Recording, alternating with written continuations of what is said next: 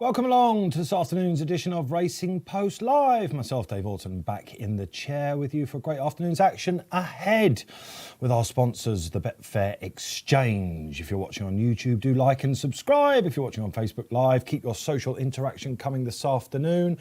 And of course, if you want to know anything about the Betfair Exchange, we will be showcasing its functionality all the way. Second day then of the Aintree action. We've got a great panel for you this afternoon, but we must start, of course, with the really sad news that His Royal Highness the Prince Philip, the Duke of Edinburgh, has passed away this morning peacefully at Windsor Castle at the age of 99.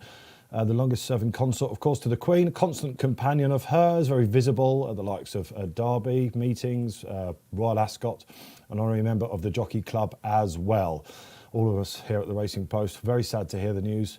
Mourning with the rest of the world. So slightly more, shall we say, we're going to have some decorum this afternoon, let's put it that way. We'll still celebrate everything our good sport has to offer. But really sad news indeed. So who have we got along this afternoon to steer you along the way? Real-time analysis and reaction. 5 races coming your way as ever. Mattie Batchelor joins me in the studio. Mattie Batch, good to have you back. Yeah, good to be back, Dave, yeah. Sad day, Batch. Yeah, very sad day. I was lucky enough to meet him many years ago. I got me a Duke of Edinburgh Gold Award, so we went to St James's Palace. So, yeah, I was lucky there to meet him and give our awards. Yeah, very sad day. You look like a man that would be good at that scheme, I have to say. Yeah, I found a lot of shortcuts, Dave, yeah. Did you? Yeah, of course. He was a very charming man, wasn't he, of course? Yeah, very charming. I mean, there was over 200 people there and he went round everyone, giving them their awards. So, yeah, very sad day.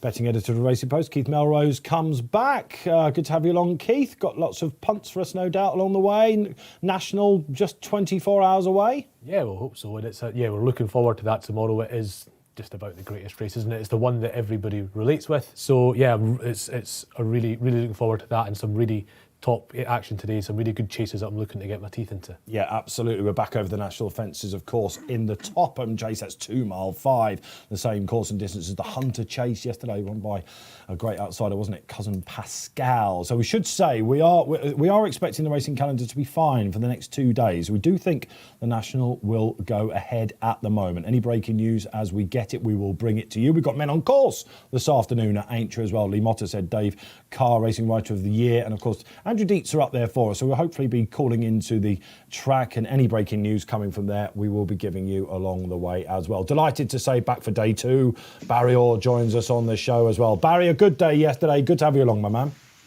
Yeah, good afternoon, chaps. The A-team in situ in HQ today, I see, so hopefully I can keep up with them. Yes, indeed. Of course, the charity of choice in April is Greatwood, Barry.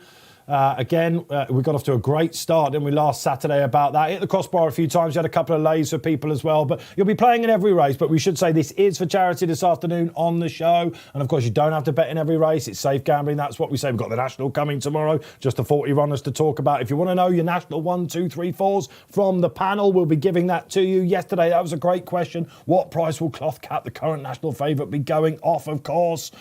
Get it in. We reckon around about sort of 4 to 1, 9 to 2 looks about right at the minute. Will that be different? Will there be any flyers coming? Any long range selections? Will give you a steer along the way. But Barry, yeah, the charity all the way. What's the big one that you're looking forward to sort of getting your teeth stuck into today, Barry? There's so much quality on the cards today, but I'm taking on Fakir Dudariz. I think there's question marks about him, not only on the ground, but also he had a bit of a grueler in Cheltenham behind Alaho. He took a lot of horses out of their comfort zone that day, and I think that race just might tell on him. I know they had concerns over the going. They took him out of Ferryhouse the other day because the ground had dried out too much. Now, I know they put 3 mils on overnight, but by the time we get to that race, the ground may just have dried out just a little bit more as well. So, yeah, I think he's my big play for the day. Going to take him on in the place market as well. Ooh, OK, then an early steer from Barry Orr. Plenty of time to react to that. That's the protocol on the show. If you're new, welcome along first and foremost. But we'll be giving you the market. The graphics will appear on front of the screen. Let's face it, the exchange is the real market. So you'll see exactly where all the trade is going, who's hot, and more importantly, who is not. Sometimes you get these industry SPs. You're looking at the price thinking, why is it so big on the exchange? Well, that's where the bookmakers do a lot of their trading. So right in front of your very eyes here on Racing Post Live, you will see it emerge, and an early steer there from Barry. There's the first race indeed coming up. Like I say, viewer interaction. Get them in. We can't wait to have plenty of chatting, actually, during the races today, guys, can't we? I just want to come to you, Keith, first of all. Barry mentioned the ground there, 3 mil overnight. Now, there was a little bit of umming and ahhing about whether that would happen, but if you look at the forecast up at Aintree in the next 2 days, if they're right, sun's beating down, isn't it? So perhaps the right decision? I would say so. I mean, I feel... I live 50 miles from Aintree, but feel like it's next door because I'm used to speaking to people from the south and I'm in the north. But what I can tell you is that in my neck of the woods, it's so dry up there at the moment. It's the wind as well. It's been very windy in the north over the last week or so. Wind, sun. It's trying to dry out all the time. The Times are telling you that it's relatively quick ground at Aintree. I think that they absolutely are doing what they can to make sure that the ground's not quick. You know, we're never going to get a Mr. Frisk Grand National ever again. Right. They're going to make sure of that. So I absolutely understand why they put the water down, and I think it might be the right thing to do because that ground could get quick otherwise. Grade 1s all over the place, aren't there? Actually, something. Patch, I want to come to you. We had you in on the first day of the Cheltenham, raucous scenes, wasn't it? A great celebration of all our sport. But you actually prefer Aintree, don't you? I love Aintree, yeah. It's just the whole, when you had a few rides up there, got up there on a Thursday, all the lads stayed up, you sort of socialised together. But it's just I like seeing the shots on the TV when you go down and just see the first few fences in the Grand National. And Marvellous. It just gets the old blood pumping, yeah. Bowling Green, isn't it? I mean, it comes in for a bit of stick, Keith, doesn't it, that they don't race there that much, but some spectacle always. The ground looks fantastic. Can be a bit cunning, can't it? I want to go back to race times a little bit, because, you know, for our more studious viewers out there that will say, well, hang on a minute, some of the times yesterday, it was definitely on the slow side of good, why are you chucking on more water? But it was actually the Hunter Chase, I think, on the national course that made them think, hang on a minute, we've got to be doing this. That's the course that they don't want fast, basically. I don't think we want to put too fine a point on it. They don't want fast ground nationals, and that was the fast time yesterday. Very few got into it from out the back. It was the 2 mile 5 races over the national course tend to be, there's a stronger bent towards prominent racers. But even so, I think that course was getting on for being quick. Order restored in the first race. We've already had a Potence Network handicap hurdle of grade 3 over the 2 mile 4. It looked fiercely competitive. Guess what? A handicapper turned up from Ireland that hadn't run at the Cheltenham Festival and absolutely hosed up. It was Tronador, Barry. Yes, it certainly was. Yeah, for Denise Foster, and absolutely hosed in. Yeah, very lucky owner that. I can't pronounce his name, but he's been in that yard for quite a while. I think he had a winner of the Tranador. Did he win the Fred Winter firm? Was it? If not, he ran it, didn't he? He had a winner of the Fred Winter, the same owner. Yeah, he's quite a lucky owner. But yeah, absolutely slooshed in, didn't it? So, like you say, natural order resumed, although I don't think it's really a meeting this year that the Irish have given much attention to. Not like real focus on it, considering that we just had a major meeting in Ferryhouse on Easter Monday and across the weekend, and then there's a good gap at the end of the month to Punchestown, where you'll see a lot of the horses that have ran in Cheltenham. You'll see them having their swan song for the season. Yeah, all about Aintree then today and tomorrow. We're thinking we'll be back for you 5:15. The National. Keep your selections coming in. National fever at the moment. Of course. It will be the Scottish National, so we'll go up to the air for their wonderful meeting up there as well. All brought to you here on RP Live. Right, let's get some social interaction up. Viewers make the show. Who's opening it up? Cormac Devine, great to have you back on. Dusart, straight off the bat for the lads. Shall we concentrate, of course, then on the 220? It is the Betway top novices hurdle. At Cheltenham, you know all the names because we've talked about them all through the winter. And then all of a sudden, I mean, lots of them begin with M, don't they? We've got the Mers, we've got the Maggle, we've got the Manifesto. I always get them mixed up slightly, so apologies out there if I do. But the top novice hurdle, Keith, it's well named, isn't it? Because we usually see a bit of a star coming here. We do. The 2 mile hurdle division is, well, it's the speed division over jumps. And this Aintree is a much more of a speedster's track than Cheltenham. You get really fast horses winning this race. It is a sort of race where ex-flat horses, if they still went jumping to the extent they used to, would absolutely mop up, really. It is very much a race for these quicker novices. You've got quicker ground than at Cheltenham, and that long, straight, flat track, it's got all those sort of ingredients. Yeah, and Dusart, Batch, he was I think, how many winners, you let me know out there, viewers, how many winners we have so far of horses that didn't run at Cheltenham? I'm not even sure Abacadabras could be considered as having run at Cheltenham. He won the Aintree Festival because he fell after 3 hurdles, didn't he? So fresh horses, basically, of which Dusart is one. Bit of a monster, this horse. Lots of confidence behind him. Are you thinking this is just the way to aim, or? Definitely the way to aim. Looks like the real deal at Newbury. looks a speedy horse, which is said there. And also, I think that brings the Kim Bailey horse into it as well. They've won on... Alejo. Yeah, one on... Alejo. Alejo. Not Alejo. We can't be too Alejos. Gero? Oh, how do you Gero even. Let's not bother with that one. Yeah. Anyway, Kim Bailey horse, Charbel's half brother. We'll go with 1-1-1-1-1 Kim Bailey horse, we'll call him. Yeah. Okay. All on speedy, flat We'll tracks. get to him. Yeah. Huntingdon, Market Race. He's been really weak in the betting. We'll get an update from Barry in just a sec. We've got someone else. Thanks, Cormac, for that. I think, listen, I'm all over Dusart, absolutely. Mark Smith comes on. Hello, Mark, to you. Hi, guys. Third time lucky for me in the first. Favourite is surely priced on potential. Barry, that's absolutely right. We had Charlie Post on the show yesterday. Of course, he's closely associated with third time lucky. He really fancied his chances. How's he gone in the market? Yeah, third time lucky, currently trading and challenging nearly for favouritism. Into 11-4 now, 3.85. Your favourite, Dusart, just slipping out towards the 5-2, just a little past 5-2 at 3.55. It's 10 Hugri, 11.5 Algero. Algero was favourite when we first went up with this race on the sportsbook, interestingly enough, at 7-2. So he's a big negative in this now. But for me, I think the favourite's going to take hell of a lot of beating if he's fit and well. Obviously, he got a little hold up and he didn't make it to Cheltenham, but that Soaring Glory run was magnificent. And it wasn't like Soaring Glory was an experienced horse. He had won 2 bumpers, had finished second in the novice hurdle, and had beaten Brave Man's Game in Chepstow in the novice hurdle prior to taking on the favourite in Newbury. Now, albeit he was giving him £6, but he was mightily impressive. He looked like a real. If Nicky Henderson had a supreme novice hurdle horse, this was him. And who knows? He could have bustled up, appreciate it. But I think I'm going to back him. And I'm going to be a price maker here because he's on the slide just a little. So we're going to back him at around 3.6 or 3.65 or say 3.6. We're going to have 50 quid on him at 3.6. So what will happen there? Because he's 3.55 to back, it'll go over into the lay column at 3.6. And we're looking for someone to come in and take that bet off us. So we're betting Dusart to win at 3.6. And we'll keep an eye on that as we approach off time. Lovely. So that's Barry's trade then. Okay. Yeah, this is a bit of a swing, isn't it? I thought that Dusart looked sure to go under 2-1. And I've had some confidence to back him. I can tell you from what I know, it was a pretty awful injury he had.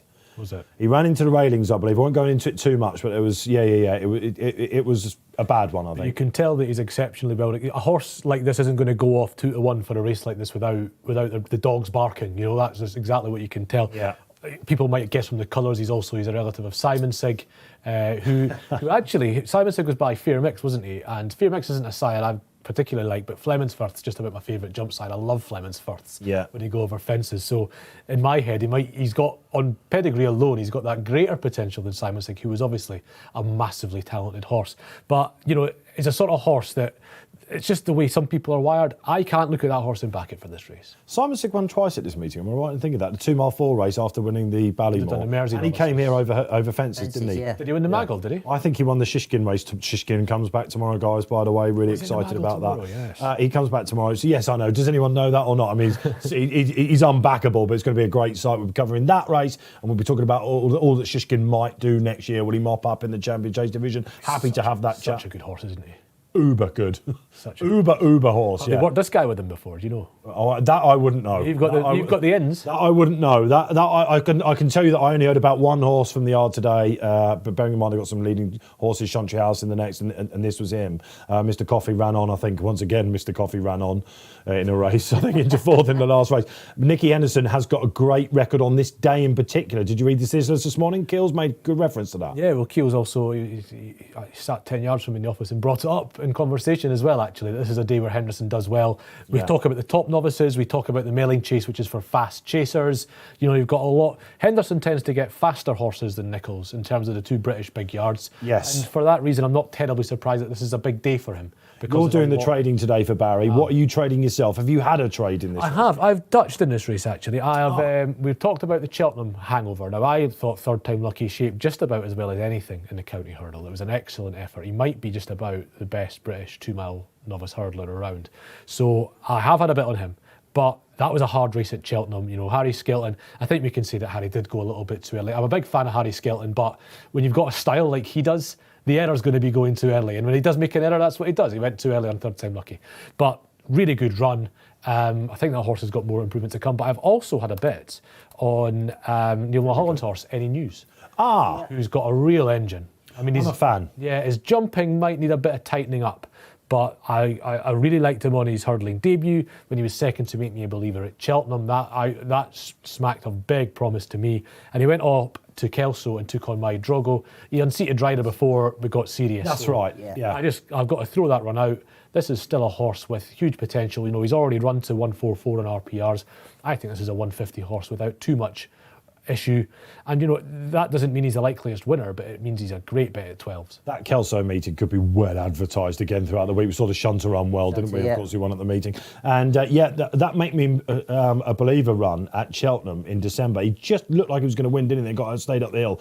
Everything looks right for him here. Yeah, and it's the right race for him rather than the Supreme, because he's a faster horse than the Supreme maybe demands. Yeah. Would Belfast Banter be a bit overpriced then if you're looking at things like... Well, he got a great ride, didn't he, in the county? And, you know, brilliant ride by Kevin we're Sexton. seeing that. You know, he's running off, about a stone less than Third Time Lucky too. So Third Time Lucky's come out half a stone better horse than him. Yeah. For all the fact that Belfast Banter got a better ride. So, yeah, 12s there's a big difference between 3s and 12s, obviously, but I think you'd definitely say that Third Time Lucky is, you know, he's the better horse. They're on levels now, aren't they? So theoretically, the handicappers should see. What have we got? 137 here. I think Harry come out and said he sort of said, I sort of went a bit too early. The thing is, and it's jockeys, we're not going to get it right every time, are they? And no, they're not. Harry, we're only human. And I like Harry's style. I think more jockeys should really take races by the scruff of the neck like Harry does. But when a jockey like that makes a mistake, it's going to be things like that. It's going to be going too early, and that's what he did. And we shouldn't be precious about, you know, acknowledging that these things happen, and that's the mistake that Harry Skelton makes when he makes them, and he did. Yeah, the other thing about this meeting is that you go off horses because they've maybe run below your expectations, at Cheltenham or elsewhere, for example. You know, Any News at Kelso. There's a horse in here that I was really keen on for the Boodles, the Fred Winter in Ugree. Yeah. I'm going to come to Barry with this. I couldn't find a 4-year-old that won at Barry, but this is an interesting play here, isn't it? And he travelled real strong. How low did he go, Barry and the Boodles? Ugree, it must have been pretty low, mustn't it? Jamie, just let me check, Dave. I know he traded at 6-4, 2.50, but he petered out pretty fast for my likes. Now, obviously, he gets the allowances here being a 4-year-old, but on ratings, even given his allowance, he's got it all to find, hasn't he? Really, not sure how good a race that Fred Winter was, but I suppose we've a new favourite here, 3.9 now, Third Time Lucky. Okay. 4 Deuce 2 Gree, 10.5 Ajero, 12.5, 13 for Pleasure. So with him in the race, as we know, he's a friend of the show, that For Pleasure. We know what he's going to do. He's going to go off in front at a bombing pace. So, he might just set it up for some of the closers. And the money's come for Third Time Lucky, it has to be said. Interestingly, in the last day, he traded at 2-1, 3.05 in that county hurl. And the time before that, when he was chinned, he traded at 1.17, which is nearly 6-1 on. I couldn't really work out the training for him this year, this horse. It's not your classic. I think they were totally in two minds between the Supreme and the County, which is a little bit unlike them. Because if anyone could pull off a County hurdle winner as a novice, it's going to be Skelton, isn't it? But had it been any other yard, he would have definitely run in the Supreme. That's the other side of it. You know, the Skeltons knew what they can do in terms of running a horse in the county, and that's what they chose because, you know, the suspicion is it's a more winnable race. And it would have been a more winnable race because to win, well, let's not take this year's Supreme, but to win a Supreme, you're looking at a mid-150s performance, whereas 150 would have won him the county hurdle. With the mark he had. So it is a more winnable race, and you know the horsemen will tell you about the hustle and bustle of big field handicaps. I can't tell you about that because I've barely sat on a horse in my life. But what I can tell you is that I can tell you what the more winnable race is as an analyst, and the county almost always is that race when you've got a horse rated in the low 140s. I guess that's why I've gone off him a little bit, because he had 1 foot in both camps. This Ajero, you know, Batch, I had the word for this when it made its debut for Kim. I think it was Ludlow. Ludlow, yeah. It was Ludlow, and they decided to hold him up that day, and he was keen, and it got beat, and we were told he was a good horse. And then he's gone out and won his next 4. I've not been with him at all because I've sort of held that against him a little bit. But he's obviously a very good horse, isn't it? It's surprising he's so weak, I think, in the market. It is, and his jumping has improved from Ludlow. He was keen, as you say, just made novelty mistakes, but his last win, I think it was Market Raisin. Yeah, it was, yeah. Market Raisin. And the jumping, for me, it's improved from Ludlow. So now he's just, to me, he's got all the right attributes, and to come round here off a fast pace, I'm surprised he's a bigger price as he is, yeah. Well, if this isn't a great race for favourites, actually, I should get you that. They're ambling around, deciding when they're ready to start in the opening race here on RP Live on this Friday, the Grand National meeting. I think we have to go back to Joss's Hill, one of Henderson's 4 winners in the last decade, 6-4. Before that, My Tent or Yours, another good Nicky Henderson horse, of course. Was Bouvedere not favourite? Bouvedere was 11-4, would you believe? Really? 11-4 when winning in 2016. The favourite that day was Lamini, who'd won the mares race. Yeah, so the power of Mullins taking it away. Little did we know that day how good Bouvedere was going to prove to be. Will we see a superstar then in Doucart here? The market suggests that Third Time Lucky has shown no effects of that brutal run in the county. Belfast Banter, the winner of the county. Big price is he. Get your selections in throughout the days. We'll be giving you a line. We'll be giving you a shout out, of course. Really looking forward to the action ahead. The sun is beating down now, guys, isn't it? And it'd be interesting to see in terms of the market here as well, because Third Time Lucky is clear favourite on the exchange. I don't know what's reflecting in the traditional market, but there is a definite favourite here, and it is not Doucart. It's not that way on track, let me tell you. There's not much between them now, in fairness. It's tightened up a little bit, hasn't it? 375, 385. There was half a point in it a minute ago, Barry, when I looked. I do this with Barry always. I look down at my machine, and he's obviously got a super Betfair machine or something, because he always contradicts me. And he also levels he's up. right though. The betting momentum, you'd have to say, is with Third Time Lucky most definitely in the market. Yeah. He's got the gold card back, hasn't he? So, listen, good luck wherever you're playing. We'll be going over the national fence a little bit later on, but we're sticking on the hurdles course. We'll be giving you the times. We'll try and get a word from the guys on track about where the winner of this might go next season, what sort of form it is. Get the feeling on track, of course, whether we've seen a good field or not. Well, we've got 3 guys on track. Really looking forward to that. But for now, they are indeed off in the third. And as you can see, the jockeys marking their respect with black armbands for His Royal Highness, the Duke of Edinburgh, who sadly passed away this morning. And we race on in his honour, I guess, a member of the Jockey Club. And once again, as expected, for pleasure. Well, nobody's got any choice in the matter. The horse has decided, because he's a real mad horse. What, yeah. you mean you just give up the ghost on a horse like that, but Matt, you just let him do what he wants? Yeah, and it's not worth trying to fight them. If you can put your hands down and they relax a little bit, that's what you need for the horse to. You can't. But Harry Bannister, the jockey, has since shown that he's one of the happiest front-running jockeys around, hasn't he? In the Mayor's final at Newbury, he did it, didn't he? Yeah. I think he did it over Kempton in a racing fence as well. All of a sudden, I was like, does Harry Bannister just have one way of running? Now, one thing that's interesting we haven't mentioned about this race is that this is ding-ding round 2, isn't it, for pleasure?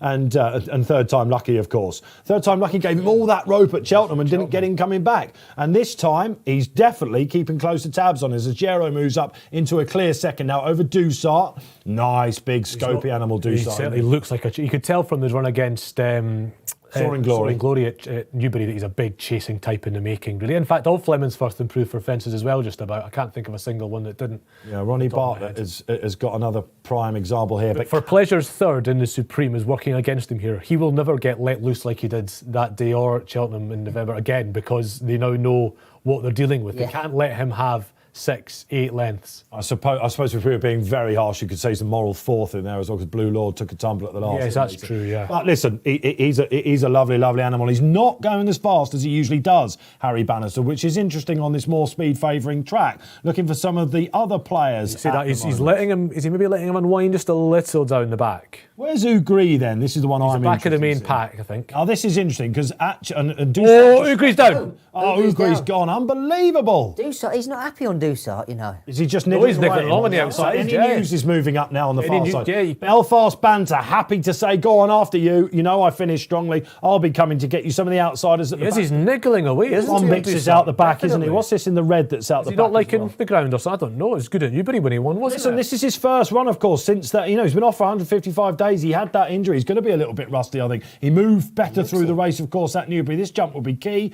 Pings that one absolutely fine. And we know that for pleasure, we'll probably come back to a little bit. But Third Time Lucky at the moment, absolutely cruising along on the inside. Harry Skelton, isn't he? We'll be just saying, count. Spoke to Charlie Poster, who, of course, was on the show yesterday. And he said, I said to Harry, just wait. This guy will finish strongly. Now Doucart shows a little bit more attention. They're all going well at the moment. Maybe, what's this? Any news got? He's hit the last one down the back and he's now under a bit of pressure. I think he's made a mistake at the worst possible time because a few have moved around him just as that's happened. Yeah, okay, so we're approaching the turning. Yeah, Belfast Banter, Yeah. Barry. Sorry, go on.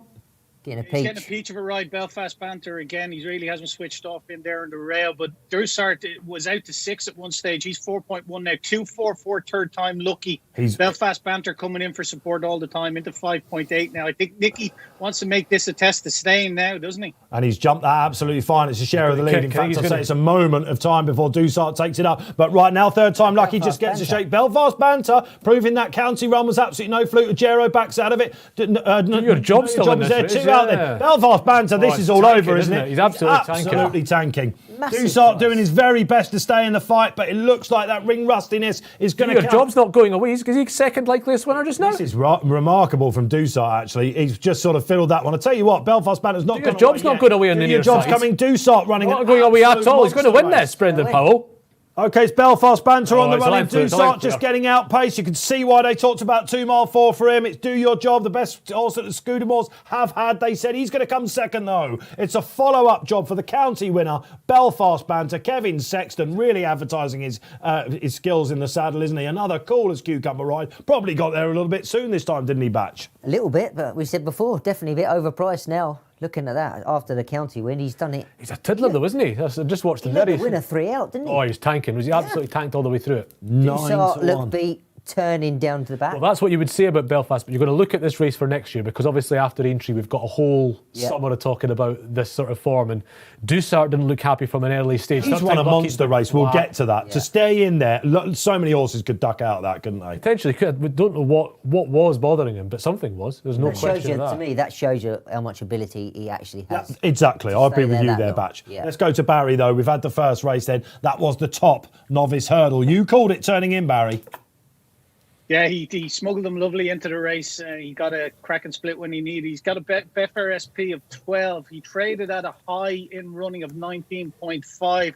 Do Your Job traded at a low of 204 for over $1,000. We also saw Droussard trade at 2.86 and third time lucky trade at 2.04. So even money as well for him. A little bit disappointing third time lucky, but he had a winner for a horse that got smuggled into the race. He did stick it out well. Cracking run from Droussard, who obviously needed the run, and Nico was quite keen to turn it into more a test of staying. He saw that, For Pleasure was getting a bit of a solo up in front by himself, and a cracking run from the second horse, Do Your Job. Yeah, very much so. A horse that at the start of the season looked like he'd be really, really good, didn't he? And I think that ground would have been lively enough for him as well. Be thrilled about that team Scudamore, of course. What a weekend it is for the Scudamores, of course. Tom got the ride. Tom Scu, of course, on cloth cap as well. Let's go back to the form of this opener then. Ajero, the market kind of got it right, Keith, didn't it? It was a little bit flat, wasn't he? Yeah, it never really got involved once it picked up and became a proper race. There was something wasn't quite. It's a bit of a culture shock or what, I don't know, but there was something that wasn't him today. Just looked flat, didn't he? Just Third time lucky, lethargic, that stank of a horse that had a hard race at Cheltenham. Yeah, it's because he was still there even at the last. He was still sort of, wasn't only a couple of lengths off, but then he's really flattened out. I think he's had enough. But give him a break and they might get him lined up for the Greatwood or something, That is interesting. Let's get some social media interaction from you viewers out there who joins the party. Kevin Barry says, the Irish again. What the good horses they have. That's two on the day, isn't it then? Absolutely. Another Irish horse coming to do it. And we all thought that the best ride won the day in the county. And you, again, look back in your members section. If you haven't seen that ride in the county, love doing that, by the way. Don't you? At what point do you start looking through the replays of the Cheltenham Festival for next year's jump season? I like to do it just before we go into the flat, make some notes, and then I come back in the autumn when I'm not totally lost again. Because, I'm one of these guys that loves everything, really. So in the summer, I forget about jumpers for a little bit, I think. But you can look back at that. He got the best ride, definitely, without a doubt. But that has proved that this horse... I mean, why has he turned himself inside out, this horse, Keith? He looked well beaten behind third time lucky, didn't he, up at Musselburgh, etc. Yeah, he did. He's just massively improved in a short space of time. And Spring ground? Possibly so. I mean, it looks like a little horse. Maybe he's just against two massive chasers. Maybe that's what about. There's just something seems to have clicked with this horse. But you look again and you're thinking the two horses against him might be ones that make more natural chasers next year. But the way this horse travels through his races really does take the eye, doesn't it? Yeah, look at him here. Flicks over his hurdles as well. Yeah, he's a very slick horse, isn't he? That has helped, hasn't it, Batch? Yeah, absolutely. We had Posty on the show yesterday. We're talking to him about his record at Aintree. He said, I don't want to go there too soon, but I took a perler at Beechers. You had a bit more luck, of course. I did, yeah. I was lucky enough to ride a winner at the Aintree Festival for Gary Moore, Quakersfield, who won Remember the it well. 4-year-old a few years earlier under Dean Gallagher. Absolutely hosed up. Wow. We won, the handicap hurdle, I think the 2.5 mile. Memories. And then, third in the Topham, so yeah. And how did you go and celebrate after? Was it the Adelphi? That's where all the jockeys used to stay, wasn't it? It was the Adelphi. Liverpool Centre. My non-drinking days, I think I had an orange Lucasade. And I was riding the next day as well, so That's why you had so much success, Batch, is it? Well, yeah, if you look at teetotal, yeah, but I mean the Topham, that was just for me to get a ride. I was absolutely crying out to get a ride over the national fences, and it was touch and go whether he'd get in, and he just got in at the bottom of the handicap. I was watching the Masters last night. We touched on the Masters yesterday, didn't we? Let us know your selections for that as well. Happy to be talking about the golf very much. So great watch last night. I know you're a big golf fan, of course. And I was listening to some of the commentary, and they were talking about some of the amateurs, and they were saying he won't have slept last night, going into this first tee. You play the first hole over and over again. I imagine that's what it's like for the young riders having a first ride over the national fences. Just the first fence. Oh, definitely. I mean, I got mine late on in my career, and I was absolutely buzzing. I was at Taunton on the Thursday, and I got the ride for the Friday, and I was just going round and back in. You can imagine he might have. I wouldn't have wanted to be the owner on the horse you were riding on the Thursday, to be honest. or being next to him going into the fence probably. Because back then we used to go down to the last and watch the boys come over the last, and so in them days it was songs or statements that were around, and we used to go over the fences and shout out these statements. I mean, there was one like the Crazy Frog. Do you remember the Crazy Frog? Oh, we used to be going into fences, going ringed it. Anyway, we got to Aintree, and the song of choice for this week was The Police, Roxanne. Brilliant! Oh, you've told me about this great story. And so I've said, I'm on cloud 9 going around Taunton, and I said, right, this is going to be the first time ever that you're going to hear someone shout and sing over the chair. So I was going around giving it the large one. So we've got up to Aintree, and I'm going down to the start, and all of a sudden I looked over, and there was about 30 lads. I'd come down to the fence to the chair. I'd heard that Mattie Batch was going to sing a song going into the chair, and I was like, well, I can't not do anything now, because the expectation was up there. So, of course, the chair's the third fence in the Topham. So I'm going down, I'm just thinking, well, whatever happens, if I'm going to meet it on a wrong stride, a perfect stride, or I'm coming off, I've still got to... Lucky enough, I never saw many strides in my career, but I came down to the chair, and there was just the most perfect stride, about 7 strides out, and as I'm going in, there it came. And the lads, they were just in hysterics. But how about the somersault you pulled afterwards? Was that? yeah. Waved at Charlie on the floor. Waved at Charlie in the ditch, yeah. But the best feeling I ever had, buzz on the back of a horse for me, going round there. Really? Going round there and getting round.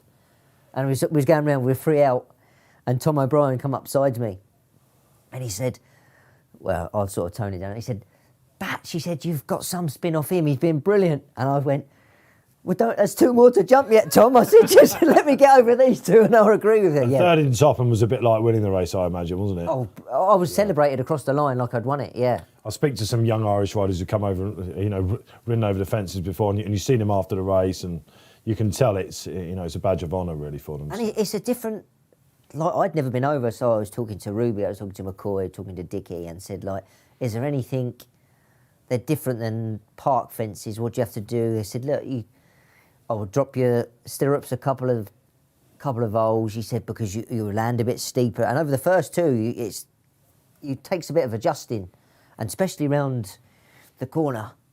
I was going around there, and I remember seeing when Philip Hyde rode Brave Highlander. Oh yeah. And he fell off round the corner. He just fell off. You think, how have you just done that? But they turned so quick, and my horse was so good and nimble. I landed, and he turned long before I turned, and I was hanging on. And I thought, oh no, I'm going to fall up, but I managed to stay on. It's such a, We all think it's such an easy game, don't we? Us armchair jockeys, I'll tell you, I've ridden not that easy when you're not that good at it, Dave. I've been on the chair all my life. You're not that good at it, it's not good. No, fair enough. Listen, great stuff from Batch this afternoon, telling us all these great Aintree memories, and we'll be covering still 4 more races to go. So we go over the national fences, 4:05 in the Topham. It's one of those races, isn't it, Keith, where you can pick horses a mile out in the season for it. I know you've got one. I like one as well. Let's see what the viewers like. Let's have a social coming up. Oliver Browning comes on and says, "All right, Chantry House on the next race." Thank you, Oliver. Bring us back into some protocol and decorum. That's the MO this afternoon, isn't it? Let's go on then. Absolutely. In the next race, it is the Mild May Novice Chase to Grade 1. Team Henderson, out of luck in the first 2 races. Still think Dusart ran an absolute cracker. Are you with me on that one? He should come on. I'll tell you what, if that horse went to Punchestown, Dusart. Why not? He's running Bartlett. He's hardly had a season. Go there, wouldn't He's a novice. It'd go there, wouldn't I it? think so. I thought they'd just give him a summer now because he's a big raw horse. He's Can always we had that spend a biggish- moment? Does he take many over there, Henderson? Can we spend a moment just talking about this, because there's a £100,000 bonus. I want to be Barry in on this as well for their champion hurdle. They're basically saying, come and have a go if you think you're tough enough to do. It's been ridiculous with the prize money, £400,000 for an Irish national. 1 English horse went over there, 1 British horse went over there. Oh, that was I know we've got probably- restrictions with travel. It's all a bit tougher, but if a Dave's made it down to Australia, come on, guys, we can pop across the Irish Sea, can't we, Keith? Yeah, I don't think there's an awful lot of, thinking out the box a lot of time when it comes to planning horses, especially ones that are trained in Britain. They should be going to France more. Some are now. They should be going to Ireland more. But the thing with, Hugh Gree's actually quite a good example of the way, because yes, his mark was saved perfectly for the Fred Winter. But had he been Irish trained, he's already getting in at the plate next year at the festival. Whereas he's running the 4-year-olds Grade 1 as a British horse. Now, that is, that's Paul Nicholls thinking, I'm getting all these allowances in a novice hurdle. But part of the reason the Irish do so well at Cheltenham is because it's a 13, 14-month plot to get a horse to Cheltenham because it's so competitive. And these horses have one day. There's horses in the Grand National that have been tuned up for about 3 days in their life. Yeah. These are 9-year-old horses that have had 3 days in their life where they've been ready and hard fit to go. That's the level of preparation you have to do these days to win these big races. Or you can pot hunt cleverly, which means going to a valuable but not very competitive race in Ireland, or taking your horse to those big meetings in France. But it doesn't seem to be, it would seem to do neither one nor t'other really with a lot of the British yards. And, it's an unfortunate thing really. Well, it is, absolutely. And Barry, I mean, you must be sitting over there thinking, why are we not coming over? But I guess, a Ronnie Bartlett, of course, well-known Irish owner, of course, has loads of success in Ireland. I think we'll probably be seeing Galvin over the fences at Punchestown again, won't we? I guess if he owns Dusart now, he's thinking, well, I've just come 3rd in a British novice hurdle behind a county runner. I'm not going to be good enough. You've got all the best novices, haven't you? Yeah, well, if Nicky Henderson was to deem the horse fit and well, if there's any yard in England would take one over to Punchestown Festival, it's his. He's a keen supporter of it.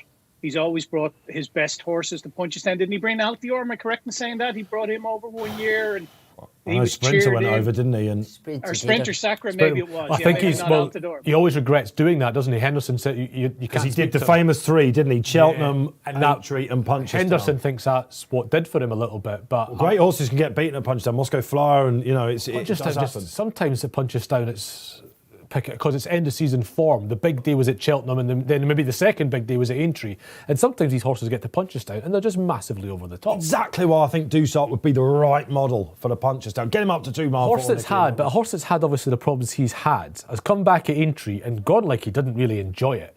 I think that's a horse that you're primed just to put away for the winter, this summer. Or you could look at it another way and say, that's putting prime Cherry right. That's how I look at it. So isn't it great? Isn't it? Well, it could be a great debate. I think I can guess which way Nicky Henderson thinks. I know what he's like. He's a cautious man. Well, listen. Be out in the field next week. Unlike a Dusart who didn't make the Cheltenham Festival, Chantry House most certainly did, Barry. And he's a hot pot in our next race. Yeah, he really is. He's 6-4 now, Dave. 2.50 on the Betfair Exchange, 7.4 the big breakaway. Sean Blue is 7.6, 8.8 Fiddler on the roof with a Spror de Romay, and it's 16.5 Bardem Sporting John. So, yeah, favourite's going to take a bit of beating, although I don't think that race, obviously, the favourite fell early and Boy Allen, but I don't think the race worked out for much, in my opinion. Asterion Phalange was well beat in Fairyhouse the other day when he was sent off favourite. He finished 3rd, and then Fusil Raffles obviously burst a blood vessel yesterday, so he didn't give us true running. But I wouldn't like to be finding out at that price, 6-4, whether Chantry House stays 2 miles. Now, he did lead Monkfish down to the second last in his point-to-point before unseating Ryder that day. So you would think on that sort of form, point-to-point form, albeit that he should stay 3 miles, and he's bred to stay 3 miles. But what I'm going to do in the race, Fiddler on the Roof ran a cracker in Cheltenham for my money. He's a horse that they put the tongue tie on him for the first time there. He does tend to finish second a lot, though. He's traded 2-1, 3s on, 7s on, 8s on in his last 4 runs and got chin. So I'm going to try to take advantage of those statistics, and I'm going to have 50 quid on him, please, to win the race. He's currently trading at 9.8, so I'm happy to be a price taker there. I'm going to have 50 quid on him to win the race, and then I'm going to put in to lay him in running. So we're going to look to lay. We take it down to even money, please, Keith, so 2.0. And we're going to look to lay an even 200 in running. So if we get matched, we guarantee a profit of, I don't know, somewhere in the region of 200 and 160 or 165. Either way. Sorry, and a bit that I sometimes forget is always the keep. The key there is to keep bet. Keep bet. The key there is to click keep bet. So once the race goes in play, my bet stays in play. If we didn't click the keep bet function, my bet would be taken down as the race goes in play. Thank you, Barry. Yeah, no, listen, I'm with you. I think Chantry House looks plenty short enough. There'll be lots of people out there, as we've just seen. Come on, Chantry. Am I just looking at, Nicky Henderson, 1 next to his name, a horse that's coming off a career best. Didn't have the heaviest winter, did he? Let's face it. So could still have a bit of freshness about him. It could do, but as you say, what has he actually beat in the Marsh? You're lukewarm on him, Batch. Yeah, I'm going to go with Charm Bleu. I think he's winning at Kempton in the Caldo Star. I think I'm not going to blame Harry this time at Cheltenham for that. I think he was just a free-running horse doing too much too early.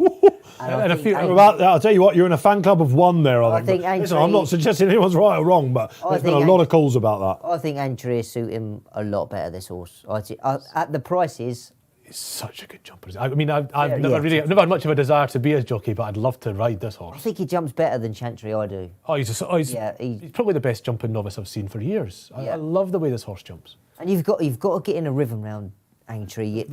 They're lovely fences, they're big stiff fences, and they do come pretty. When the speeds you're going around there, they come pretty quick. So you've got to meet them right. And I just think that might just can't change your else out, and it opens the door to Charm Bleu. Very unscientific, but as a punter looking at it, I regard if a horse has a jump poorly around Cheltenham, I regard Aintree as a hair more difficult actually jumping. I agree. Yeah. I think there's harder fences in Cheltenham's. Yes, now that's something that Charlie Post was on about Barry yesterday, wasn't it? About the rhythm of horses and all that sort of thing. I mean, Chantry House, he didn't really touch a twig necessarily, did he? At Cheltenham, he's one of the only horses in this race that he's shown us it. Chambly couldn't show us it because I thought he got a bit aggressive right. I did in the Scilly Isles actually, so I don't think we've necessarily seen what he can do so much. Same a little bit with the big breakaway. Sporting John had the Scilly Isles set up for him. And has never jumped round. He's never really enjoyed it at Cheltenham particularly. And then we get into horses like Espada Romy. Yes. And on figures has to be bang there. In fact, you could say that he should be upsized. He got put up £15 for winning at Leicester. Now I think that's what it was, because everybody spotted that this horse off 140 as he was then was the best handicapped horse in training. Because his form with Royal Pagaille, he beat Senior Citizen easily he won his chasing debut, and immediately I said graded horse. And then he turned up and he got beat off Royal Pagaille, and I thought, maybe not. And then Royal Pagaille went on and... Turns they got outstayed that day, didn't he? And Royal Pagaille ended up Gold Cup class, and, this horse had no chance that day, trying to give him weight. He's off 140. I was desperate for him to run in a handicap. I think he had a couple of little tiny setbacks that stopped him running in a couple of times. But he won at Leicester on the bet. He was a non-runner a few times, wasn't he, I think? He was meant to run it in the novice handicap at the trials day, but that was obviously called off. But he also was meant to run Kempton. It wasn't the Royal Pagaille race, was it? Would it be over a shorter distance? No, it was the race that Smarty Wild won, I think. Great shout, Keith. Yeah. So he would have won that, I think we can say. And he's gone up. They've put him up a stone for £15 now. Yeah. And they've obviously. There was no more handicaps for him to run in that were big enough, so they've had to go right. Grade 1 straight in. We'll win that little race at Leicester straight into a Grade 1. And I think he jumps really well. Leicester's not an easy place to get round. No, it isn't, is it? It's Not an easy place. No, a lot get caught out in that first Tricky. ditch in the straight. A lot Yeah. that get caught out in as well. It's very tricky around there. He did a roll per guy in that race, didn't he? But I know he was against inferior handicappers, but that's what he was. That was roll per guy in the Peter Marsh. It was quite easy to back that day as well. My worry about him is that this might come a bit too soon for him. I'm expecting maybe a Boeing to come here because he was off for such a long time, and it wasn't a race. Really get. It was just so bridely. Do you know? Have a race. Probably do more at home, wouldn't I he? don't know. Exactly. I don't know. He probably did more getting out the horse I'm not box. sure Dave. about that. It was so easy. What was the ground that day? Heavy, yes, Yeah. Heavy. It was Leicester, Dave. Yeah. What always is the ground on the chase course at there. We never really know what you're going to get one season to another. He's been quite weak though, Barry, hasn't he? Espada Rome. Before we go down the panel with the tips again. Yeah, he's currently 9.0, so flat on 8-1 chance. But money's all for the favourite, though. He's been very, very strong. Spider Romeo has been back to the low of 9-2, 5.5. So the graph going one way for him. Fiddler on the Roof, 9.4. Sporting John come in for a little bit of support. Was 16.5 the last time we spoke, 14.5 now. The big breakaway, 7.4. Chamblou is strong enough, but your favourite very, very strong at the head of the market at 2.5. Is there a little bit of concern about stable form there as well? What for Chantry? I'm going to say. I would. I'm Yeah. going to say that's a bit, but not harsh. But we had this going into Cheltenham, didn't we? I mean, it's a shrug for me, really. I mean, it's not. Henderson's not exactly flying like he shrug. sometimes can be. Yeah. But, I wouldn't say I'm worried about it. No, and of course, Mr. He hasn't Coffey. had a winner. Go on, 10 Barry. runs. He's five wins out of his last 35 runs. 14% strike rate he's working on in the last 14 days. We expect so much from the yard, don't we, at 7 Barrows? We expect so much. Let's just talk about Hendo's record in this before we do complete the tips for you. I know you'll be wanting to get up. We'll get some more social interaction in a minute as well. He has had 8 runners in the past decade, 2 winners. In fact, he went into this on a hat-trick last year. Or not last year, of course, 2019. I'm not even mentioned the fact that today yet that we didn't have the meeting last year, but Terrafort won it for him in 2018 and 2017. Mike Byte, of course, beat Bristol Demai. So Native River the year before that, Safir Duro, Hollywell, Dinast, Silvianico, Conte to go through the roll call. Okay, so stable form. Listen, that's not really why. I just think that I don't want to hold this against him, but with Envoy coming down, he sort of won the race a little bit by default. I know it was really early. Easily the weakest of those. In fact, it was probably the weakest novice chase at the festival this year. I think so, but listen, the handicapper saw fit to put him up £8. But yeah, Chamblou was well behind him that day. They surely will hold on to Chamblou a little bit. But I've gone for the big breakaway, a horse that I thought was ridden to win the Brown Advisory, not like Fiddler on the Roof, who did. Who was the horse that finished second to Shishkin? Eldorado Allen, who was also ridden to finish second. Yes, was. And I think that Fiddler on the Roof was ridden to finish pretty much second. I think the big breakaway, I love the fact that they took on Monkfish a little bit. He looked a lot more comfortable, didn't he? And he was the best horse in the Cartle Start. Shamblou's jumping won the Cartle Start. But the big breakaway wore every fence. Now, the fences have to worry you here slightly, but I was more impressed with him at Cheltenham in that race than the third implies. I think that Fiddler's 152, Big Breako's 148. I think on ability they should probably swap round a little bit. I think he's more talented. Oh, he definitely. He's like a massively talented horse. I don't think we've seen the best of him. He's only 6. Yeah, he'll do for me. He's only 6. Chamblou for Batch. Chamblou for me, yeah. I want to go just for the track. I think suit him a lot better. I'm going to look forward to watching him. I'm going to look forward, Yeah. but I'll let him go today. I had a good each way bet on him at Cheltenham, which is partly why I'm a bit on it. Okay, all right. No, he's a horse I love watching. But no, I'm going to put up a Espada Romy. I think this is a proper horse. And Quizmaster Melrose, who is the headline tip? Espada Romy. It is Espada One, mate. Paul Keeley has loved this horse from the start as He well. has. Well, I think Keeley and that. I were on it basically at the same time. We don't agree with each other all the time, but that's a horse we both love. Oh, there'll be lots of people out there saying these tipsters, they all agree with each other. That's probably because they're looking for the right ingredients. And let's see what you're agreeing with out there. Okay, Matthias Livingston joins the party and says, Empire Still, each way on the next one. I'm going to bat this straight over to Keith. Sandy Thompson, he can get big prize winners at these graded races, can't he? Sandy Thompson, the trainer. He can, yeah. And somebody said the other day that, look, the English have got a Grade 1 winner with that Mildmay novices chase. I said, hold on a minute. Sandy Thompson's got one in there. Oh, yes, indeed. not- All right. All right, British, of course. Yes, British. Well, that's it. But no, I mean, Empire Steel, you have to improve an awful lot in this race. But these Sandy Thompson horses, they tend to get better as time goes on. He wouldn't have had to run him here, would he? Let's face it. Well, absolutely not. Absolutely not. But plenty of money for it, Barry. Plenty of money for it. Yeah, it was matched at a high of 26 for a couple of £100 and into what it trading now, trading at 16. Yeah, so he's been a springer in the market on Sportsbook and Exchange. Under Ryan Mania, of course, Grand National winning jockey. They're not the sort of trainers just to run for a day out either, are they? They're not. No, absolutely not. Believe in the horse. Yeah. For it to run well and come here. Because obviously this is the sort of horse that they could win a nice handicap with a rehearsal chase or something next year, and they could blow their mark by doing this. Now, just to say that Protected At, who we beat last time, that wasn't Protected At that day, so don't go taking that form line literally. But it's still a horse, as you rightly point out, Batches, you don't need to run him here. No. So there's a reason they're doing this. The flag is up then for the second race here on Racing Post Live. Great to have you along with us. We had great viewing figures yesterday. We know the feedback was superb. Somber mood, of course, here with the news that the Duke of Edinburgh has passed away this morning at Windsor Castle. But the show does indeed go on, and we're celebrating our great sport. It's such a relief to have Aintree back on, guys, isn't it? After it wasn't here last year. And the 2:21 running of the Mildmay Novices Chase is underway. And who's going to take it up now? Shamblu, desperate not to get to the front early under Harry Skelton, as Espoir de Rome takes it up with the best. He jumps a little, but he can jump a little right. That's it's not going to bother getting me his massively. excuses in already, Batch, isn't he? Already After the first after the first fence. Unbelievable scenes. Okay, so Shamblu, and listen, this is what we saw Shamblu do at Kempton, wasn't it? A real peck there from the McManus second string at the back, Sporting John. Sporting John, who seemingly just doesn't like hurdles or fences. At the moment, they're going on just a sedate gallop, Batch. I think we can say that comment. His Empire still moves up into third. Chantry House on the inside. Big breakaway. Loved his jumping over the first two. Let's hope I've not cursed him. Fiddler on the Roof doing what he did at Cheltenham, riding to basically cold. And I'll tell you what, big breakaways are lovely with them. Unlike Sporting John, I won't say Barry Orr put on another zero. We knows what happens there. Let's go to Barry then as they go out on the far side. The pecking order has been stored. How are the market looking? Yeah, Sporting John, the big drifter off the back of those couple of dodgy jumps over the first two fences. He's out to 42. 2.24 though, Chantry House. So he's come in significantly. He the Betfair SP at 2.44. 7.2. The big breakaway, Sean Blue, 6.6. That versus his Betfair SP of 5.8.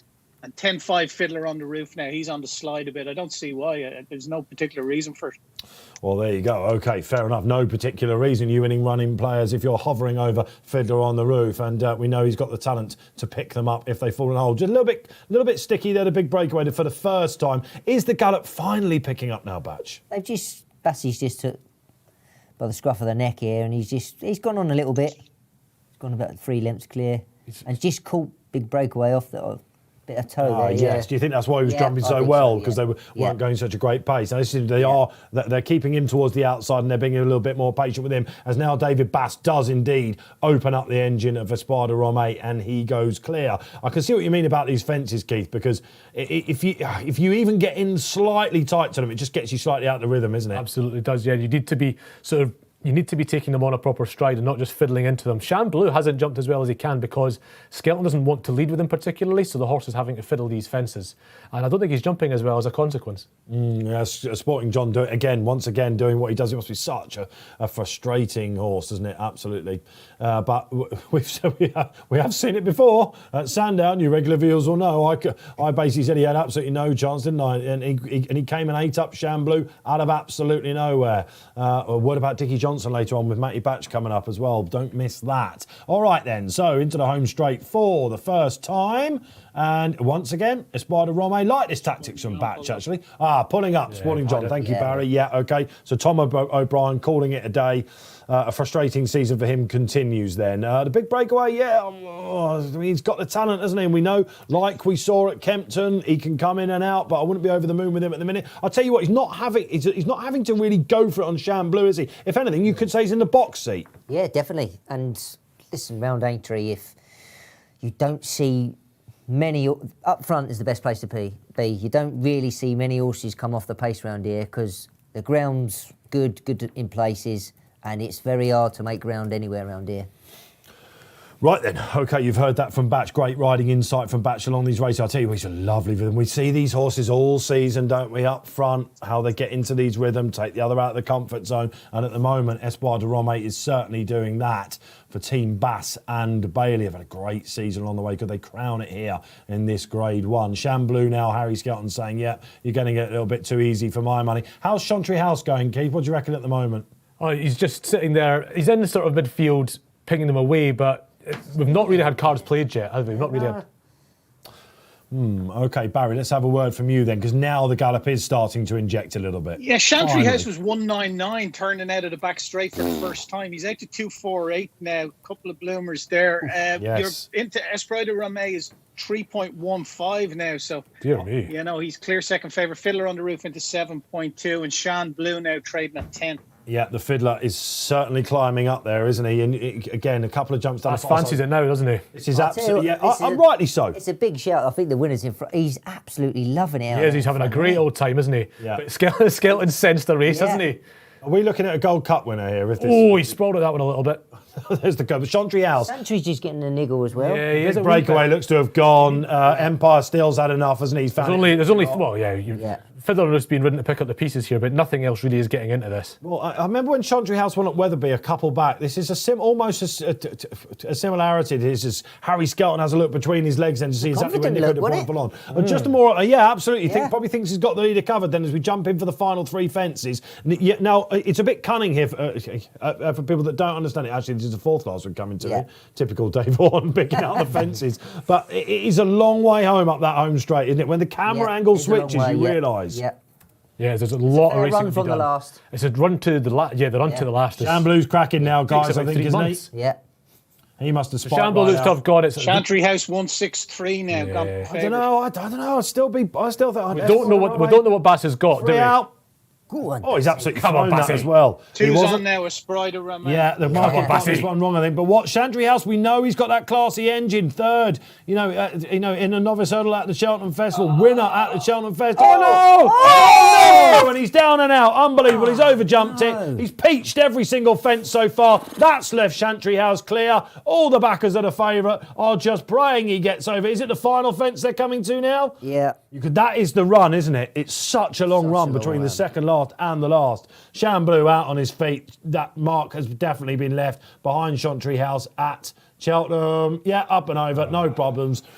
You're in the good now. Nicky Henderson, all of a sudden, life is rosy in the garden again. Would he have beaten Espoir de Rome? That debate will rage on in a second. Lucky Grade 1s he's had.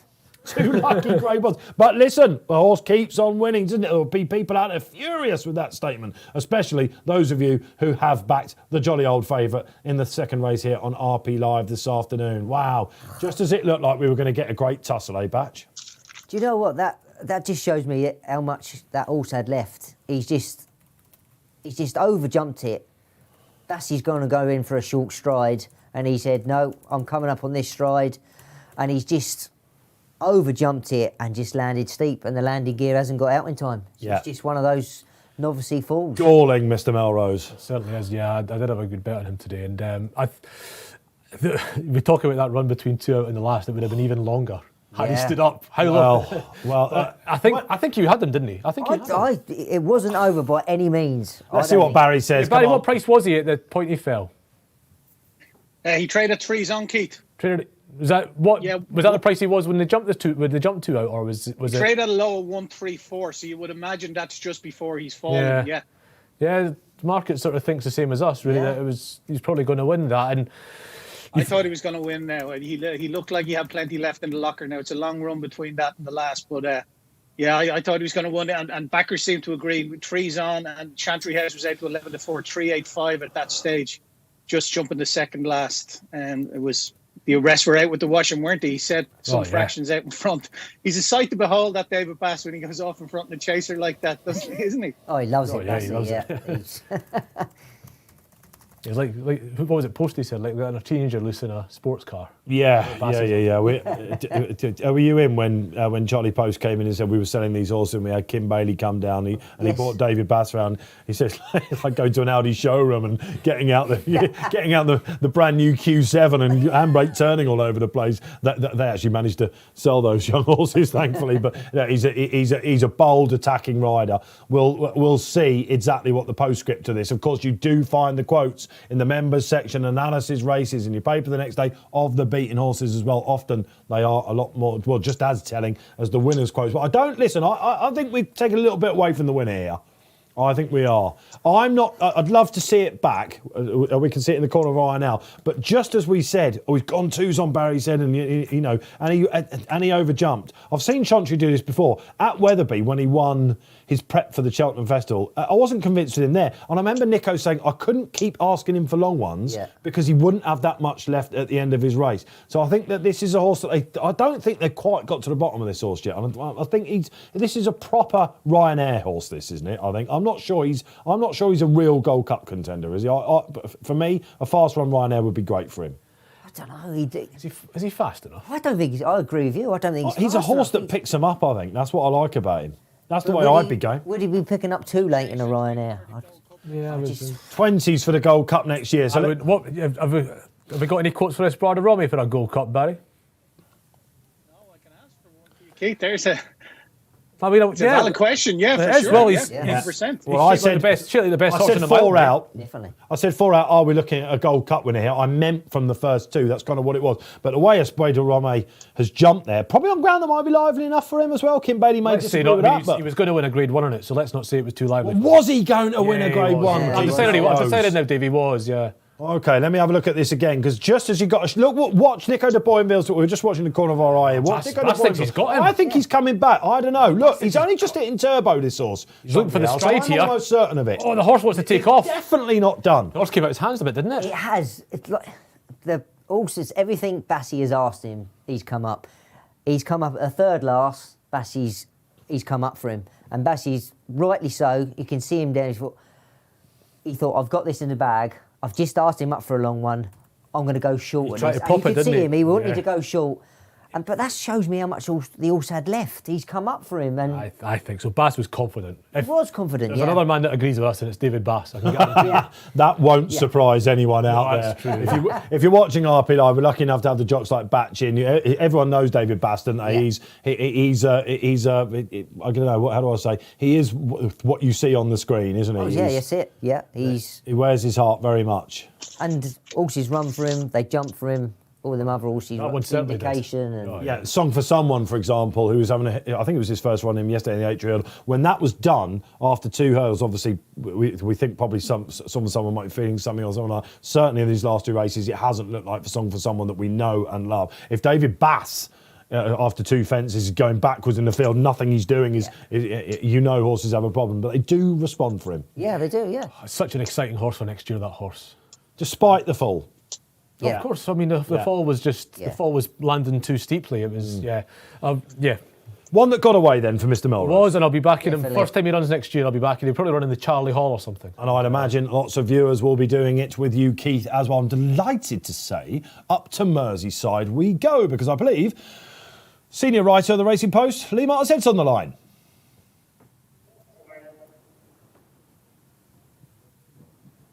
He's just disappeared. I think we could hear a tannoy in the background, couldn't we? We'll try and get Lee back on, but for some reaction, some much-needed reaction as well. Can I just talk about trainer form for a second there? Go on then. Before we get Lee back.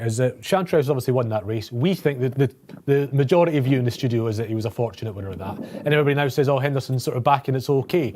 But I did my little, it's a binomial expansion. And a horse that has a stable with a 25% strike rate, that has 5 winners from 35 runners, that's only a 10 to 1 chance.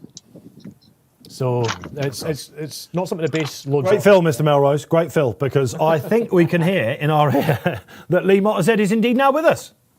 Good afternoon, boys. Afternoon to you, Lee. All right, OK, Lee, let's start right at the top. Of course, we announced at the top of the show that the Duke of Edinburgh had sadly passed away. You're on course, as we can hear, Lee. Some reaction to that so far, and perhaps the news of what might be happening in the next couple of days, please. Yeah, well, clearly it's very, very sad news. There's a degree of irony, really, because there was a huge rumour at the Cheltenham Festival last season that the Duke of Edinburgh had died, and that raised questions then of would the meeting go ahead. We had the same situation, obviously, today. The Jockey Club have confirmed that Is it just racing me, or will can take place nobody tomorrow. else hear Lee?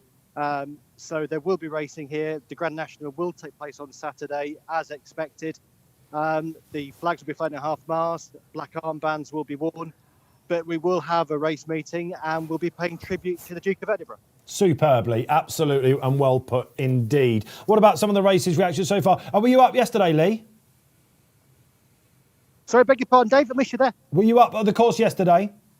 I was. It's it's a bit like it's a bit like Cheltenham, really, isn't it? It's very surreal to be here with nobody here, but the racing is fantastic. Even with a diminished Irish representation, we're still getting so many Irish winners. A horse like Belfast Banter, who went in here to the top novices hurdle with form figures or with a rating that didn't merit really victory in a Grade 1 race, absolutely cruised to the contest and still won. And most recently, that last novice chase, in some ways that for me almost summed up where we are, and that you had a field of purely British horses, and even without any Irish representation, there weren't many there at the end, were there? It wasn't a particularly heartening spectacle. So it's a strange sort of day, but racing is still excellent to watch. We've got another race of the Grand National Fences coming up, and we've got an open, if not particularly vintage, Welling Chase ahead of us. Yeah, well, quite right. And before we let you go, Lee, what wins the Grand National, old boy? Well, and this will sound like I'm bragging, but I'm not, because I seldom have reason to brag. But I did back Cloth Cap when the weight came out.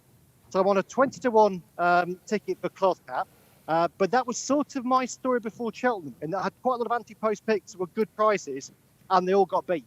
So regrettably, Cloth Cap is now doomed.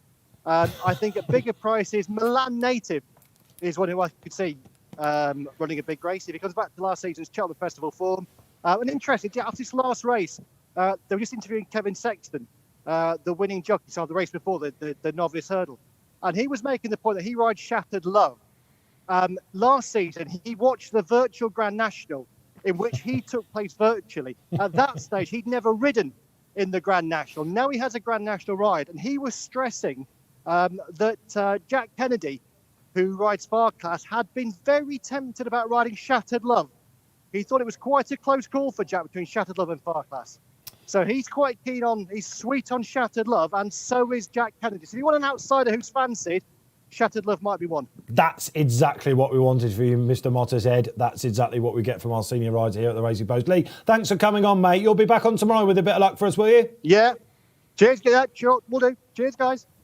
Great to have Lee Mottershead on the line for us up at Cheltenham then with the other guys there as well. And yeah, I mean, look, oh God, he's just thrown another one into the mix, isn't he? I know we've got 40 runners, but that's a Grade 1 winner, of course, in a Grand National, though, you've got to be rated 143 to get in the Grand National. You've got to be a good horse. Last mare to win the Grand National, that's the first thing that comes to mind, isn't it? That is a long time ago. Come on, Quizmaster, this is on you. I don't know this anymore. I used to know that.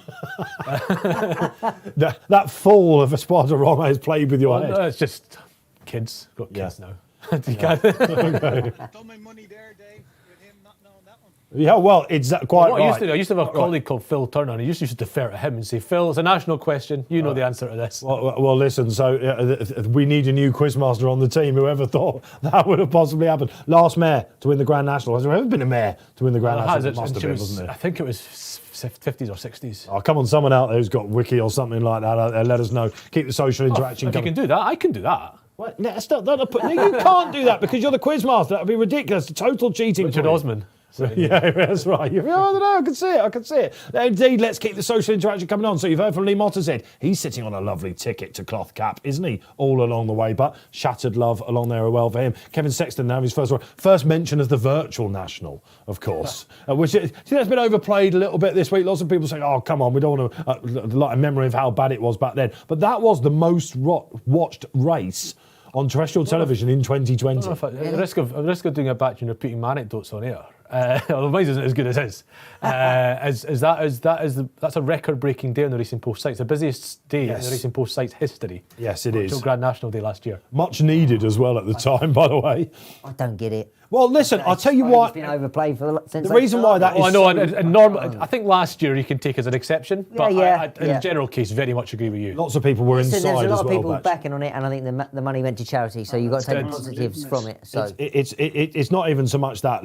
Let's face it. Listen, at the end of the day, the fact that the virtual national was watched so much in 2020, what sort of figures are we going to see tomorrow? Yeah. It could be it could be very special, couldn't it? Great stuff. Okay then, listen, with 2 races down here on Racing Post Live, the party continues. Happy days. And what have we got up on the screen? Oh, I can see Fakir Duderi. That brings us on to our 3rd race, of course. Fakir Duderi, he took part at the Cheltenham Festival, didn't he? JP McManus on a quick double. It's time for the Mildmay, now known as the Marsh Chase. Barry Orr, Fakir Duderi, what price is he going to go off?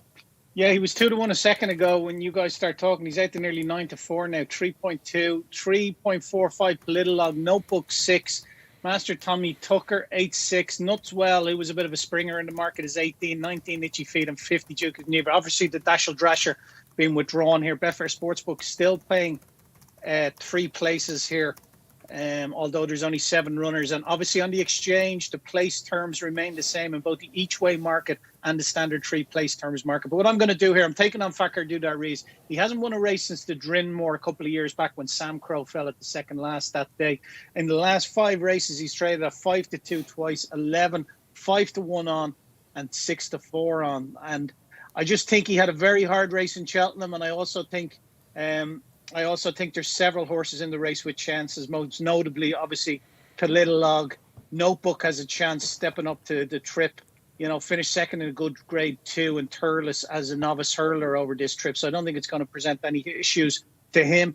And I'm happy to take on Fakir Dudari, but I'm going to take him on in the place market. Ooh. And I'm going to take him on in the 2 place market. So to finish 1st or 2nd, you can currently lay him. But around the even money market, I'm happy to lay an even 50 him to finish either 1st or 2nd. So, like I said, I think that Cheltenham race will have left its mark on him. We haven't had any runners out of it yet. I don't think the Ryanair, bar the one that pulled up and ran yesterday that fell, Master Fisher, wasn't it? Mr. Fisher. Yeah, outside of him, he's the only runner we've had out of the Ryanair. But I think it will have left his mark on this horse. And the ground again is another issue for me with him. They had to pull him out on Monday from Ferry House, where they had planned to run him in one of the top novice chases because of the ground, and I think it's drying out all the time over there. Okay, all right. So let me counter this, because I'm a massive fan of Fakir Dudari. I think he's definitely at his best on softer ground. However, I just think this is absolutely perfect for him, and I think he's really tough. So look, this is, and he's been strong in the market, hasn't he, Keith, as well? So for me, I thought he ran on really well that day. Again, any horse that finishes second to Allo, we don't really know what we're dealing with at the minute there. Well, I think that's it. He looks to have a little bit to find just on the pure ratings, because if you rated him as running a big race, Allaho breaks the scale. That's it, exactly. Basically is what's happened there. And yeah, I think so. I think he is better than the ratings. I think he's a worthwhile favourite. I think I've put him up as my selection in this race, but it's what the Americans would call a chalk selection. It's one I've not backed. I think this is an extremely trappy race. You came into the office today, didn't you, and you went, "This is making my head hurt." Basically, yeah. I think I better use stronger words, but yes. You did. But yeah, it was a race I'm really having trouble sort of figuring out a little bit. Fakir Dudari, if someone's going to win this convincingly, it's Fakir Dudari. I'm pretty certain of that. But there's, it's a very, very trappy race. We're going against Barry Orr, then myself and Keith Melrose. What does the final say from the Batch come? A Politolog is a good thing.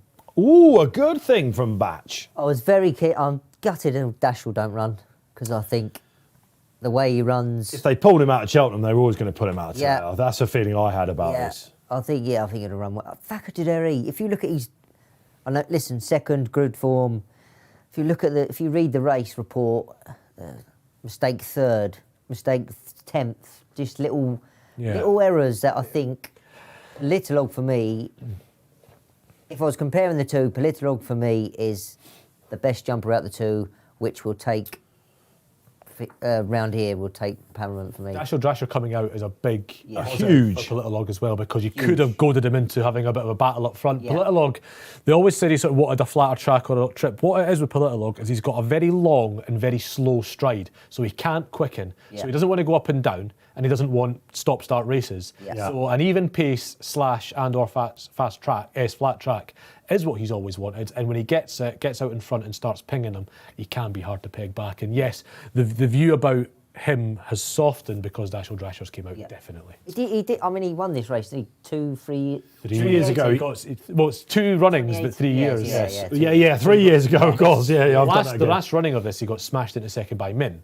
Yeah. But the year before that, he won this. He was about 20 to 1 as well, wasn't he? Yeah, he was 11 to 1 actually, but yeah, he was a big prize to do it. He was unconsidered in the betting, and I was just looking down his profile to see if he'd run at the Cheltenham Festival that year when he beat Min, and he hadn't had anything like a hard race. Didn't he? Didn't to He finished second to Altior when he got beaten by Min the last time this was run. And then he finished nowhere the year he won it. Politolog, he's the been there, done it, got the T-shirt in this race. And of course, he bled from the nose, didn't he? That was why he was pulled out of the Cheltenham Festival. It was a tricky one, that. Yeah, but you know what? If you looked at the picture on Twitter, listen, he had to take him out. But now that could have happened. Yeah. In the stable, he could have rolled, he could have knocked himself. For me, it was just something. And the tissue inside a horse's nose is so soft. I mean, you could, if you had a long fingernail and you scratched it, that would cause it to bleed. Yeah, I can remember standing as the runners were coming back in off a Grand National years and years and years ago, and a horse of Henrietta Knight's called Chives. Do you remember Chives, him? yeah. Good old Hemmings. Chives, yes, Trevor in a Hemmings, Trevor yeah. Hemmings horse, of course, in those colours. Richard Guest rode him that year, I seem to remember, in the National, if I'm right. And Richard came in those famous silks, and he was absolutely, he looked like he was in Jared Sullivan's colours. It was red as you like. Red Marauders colour. And Red Marauders colours. Great one, Batch. Quite right, absolutely. Red Marauders colours. And why? Because Chives had bled from the nose. Yeah. Horse perfectly fine. Basically had a nosebleed. But my goodness me, it was gushing everywhere. It's a tricky one, that. I'm often asked by people that don't know the ins and outs of it so much, and in the analysis department, which I work in as well, we often have to write about a horse that's broken a blood vessel and with the nosebleed as well. There can be two completely different things. A horse can win and it bleeds from the nose all the time. BBV I would regard as very serious. Much more harsher. Yeah, but bled from the nose, it's certainly a lot higher up the scale than lost the shoe for me. Oh well, that's fair enough. Didn't Tiger Roll, the picture of Tiger Roll crossing the line when he won the National, He did indeed, absolutely. So listen, what I'm trying to say is, you Politolog fans out there, I think coming here, he's a fresh horse, isn't he, doing it, of course. That's the key as well. Yes, and they will fancy their chances in this, and it much depends on who takes him up front, Keith Melrose. Could it be Notebook?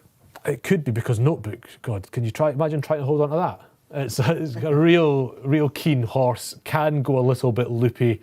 I know there's some people that really quite fancy it actually, but it's a horse that I struggle to trust just because he's so headstrong, and he's going up in trip now. Rachel Blackmore, there's scope there for an inspired ride that gets the best out of him, but she's going to have her work cut out, I think. Yes, absolutely, of course. Yeah. So the horse he's lost a little bit of his shine, hasn't he? But we know that on his day he's very good. And if there's one horse that's benefited from no crowds being on the track this season, it's probably Notebook, isn't it? So, and again, look, he's still 8, and he's from that team, isn't he? Rachel Blackmore and Henry de Bromhead. You notice I've not called her Rachel de Bromhead. You've been practicing all month. I've gone the whole of April without doing it. Absolutely no. I'm normally a hard-headed punter this, and no stories that, but I've got Nutswell in this race. Well, a bit of northern. You've gone Nutswell in this. I've not gone Nutswell. I was going to say you are Nutswell. I mean, you're talking about. He won the Old Roan, didn't he? He did win the Old Roan, and been there and done it. And I thought, this horse has won the Old Roan, and the form of that looks very good. But he was fit for it in a way a lot of horses weren't, which is what works against him a little bit here. If you could take that form at face value, 16s is more than fair. He's got some really good form, actually, hasn't he? He's really progressive. And I tell you what, people, Anne Hamilton and Ian Hamilton, because it's a joint licence in anything, in all but name, really. They're slyly really good. They've got horses that aren't really bred to much. And they turn them into Piper, etc. They turn them into 130, 140 horses regularly. It's a really good operation up there for a very small northern yard. So the last two horses have won? What's that? The last 2 runners have won as well. Well, yeah, 100% record. That's going back to about December, probably. In fact, he might be one of them in the old run. Tommy's Oscar and Bavington Bob, both, and they're all short prices, when they run up. It's honestly a slyly good yard, that. For me, Nutswell, this is a sort of horse that you would say, right, let's ride it for a place. Let them go out and do this. Let the top horses go and do what they want to do, and maybe we can pick up the pieces. Master Tommy Tucker, do we give that? Well, here we've got to mention him because you're talking about Nuts well. I mean, he could swap names, Well, couldn't he, Nuts, a little bit. yeah. Well, Nuts, yeah. But of course, look, last time behind his old rival, Dashiell Drasher, he had absolutely every chance, didn't he? Is he a horse that, see, again, could he be a pace angle? Do you know what I mean? Because when he won at Kempton, it was just rolling on. Pace angle is entirely Nichols now. It's Politolog, it's Master Tommy Tucker. So there'll have to be some Cobden, Twiston Davies chat there. But we have seen this before with the Nichols yard. It doesn't always often play out. I've seen Nichols take each other on all the time. King George's and things like that. It does happen. And the other one we should mention is Duke de Ginevra. He used to be a horse that couldn't be held. He had to get on with it. Lorcan Williams has got the honour of riding him today. Could he be another winner? He is, isn't it? Absolutely, That stands out an absolute mile on that horse's profile, that Arkle winner. It's a complete aberration of a run. But he ran very well first time out, didn't he? In the Schlur chase against Put Your Kettle On. And that day he tried to slip the field, didn't he, a little bit? It looked like he had done so. Yeah. Got a really aggressive ride, didn't he? It's almost like he left his season behind a little bit that day, I think. Yeah. A little bit, yeah. What about Itchy Feet? We haven't mentioned. I want to come to Barry with this. Itchy Feet. Now, here's a horse, Barry. This is your favourite game. How low does he go in his races? Yeah, he's in his last 3, he's traded at 305, 1.9, which is 10 to 9 on, 5.9, 202 and 5.3. They're his last 5 races. So, he has resolution doubts about him for sure, and which he wants it. And I think he has been known to burst as well in the past. But I think the market's reflective of the chances he has. He's currently trading at 20 on the exchange. There's only one horse bigger than him in the market, and that's Duke de Ginevra at 60. He must be an infuriating horse. I was just about to say along those lines, yeah. So much ability. But I've had this chat with Barry a lot this winter, and he's one of those horses you keep thinking this might be the day that he comes back. He always runs on late, doesn't he? I think if you watch back highlights of this show over the jump season, he's coming, he's got a chance. Oh no, okay, he hasn't. He's done what he's done. He's let the winner go on a little bit. He's never been a chance, and then never been a great jumper either. No. And he's now at Aintree, and he's just over fences. He just doesn't. I think they're going back over hurdles with him, and I just don't think he was so talented that he won a Silly Isles despite not taking to fences, which is incredible. Beating Midnight Shadow, of course, in February 2020. That's right. And like Ollie Murphy, they wouldn't leave any stone unturned schooling, and you're scratching your head like he's still not jumping. He just doesn't look that natural, does he? No, he didn't. Even when he won the Silly Isles, he made a few mistakes doing it. He nearly fell 2 out, didn't he, in the Silly Isles? So it's just a horse that gets by on sheer ability, basically. But so when you get to the big boys, you're going to get found out. This isn't a vintage or edition of the race. We'll get to that in a sec. We've got some more viewing interaction coming out. Wait till I tell you some of the past winners of this race. Okay, Mark Robinson comes on. Political course and distance, very fresh after missing Cheltenham 3-1 this morning. Yeah, that's definitely got him, Barry, hasn't it? What price is he now? Politolog, the champion chase winner of last year. Yeah, Politolog now trading at, he's still second favourite, mind. He's 3.55. Pakir did Aries 3.25. 6-2 notebook. That had come into 5.5 at one stage. 8 Master Tommy Tucker. Interestingly, you're talking there about Master Tommy Tucker and Politolog, which will make it. I remember when we were on the show, Dave, at Ascot, and Surname was racing against Master Tommy Tucker, and we didn't know would Master Tommy Tucker take him on. But he did. He took a pull that day, and he sat in behind on Master Tommy Tucker. Didn't take on its stable companion. But I'm sure Politolog could get a soft lead here. That's exactly the race I was thinking about. Thank you, Barry. That's it. That is it. That was the Ascot chase, wasn't it? And it was like, will he take on Surname, of course. The jury's out of him. Peter McQuicken also, as you've seen in the bottom of the screen there, all over Politolog as well. Good luck, Peter. Thanks for joining the show. Keep your social interaction coming in. Myself, Dave Orton, Mattie Batch back on the show. Quizmaster. The former quizmaster that was Keith Melrose and Barry Orr guiding you through this afternoon at always living about that. Have you cheated for the mayor yet to find out? No, I've not cheated for the mayor yet. Okay, let's see. Who was the last mayor to win the national? Come on, we want to know. Let us know. We'll give you a shout out doing that. Okay, let's warm up a little bit here then. And Barry says he might just get a cheap lead. Now, this will be interesting. Batch, we know that Politolog pretty much has to lead to be his absolute very best. I think we can say that. Yeah, he does. He gets in a nice rhythm out there, but just looking at the shots here, he looks really up for it. So if you're a jock at the moment, you're like, come on. You know what I mean? If you're Mark Walsh and you're Fakir Duderi, who probably, doesn't lead in his races. No, it's... What do you do? Just let him go and then think, but if he gets into that rhythm... You've got to ride your own race. I don't think Mark Walsh is going to try and go toe-to-toe with Politolog, because I think he will cause errors if he tries to go and jump toe-to-toe with Politolog. He probably wants Politolog to try and... He probably wants Politolog to go a bit. So how would you goad Harry Cobden into going a bit harder? Don't you goad Harry Cobden? You do a lot of it. He's so laid back. He just does...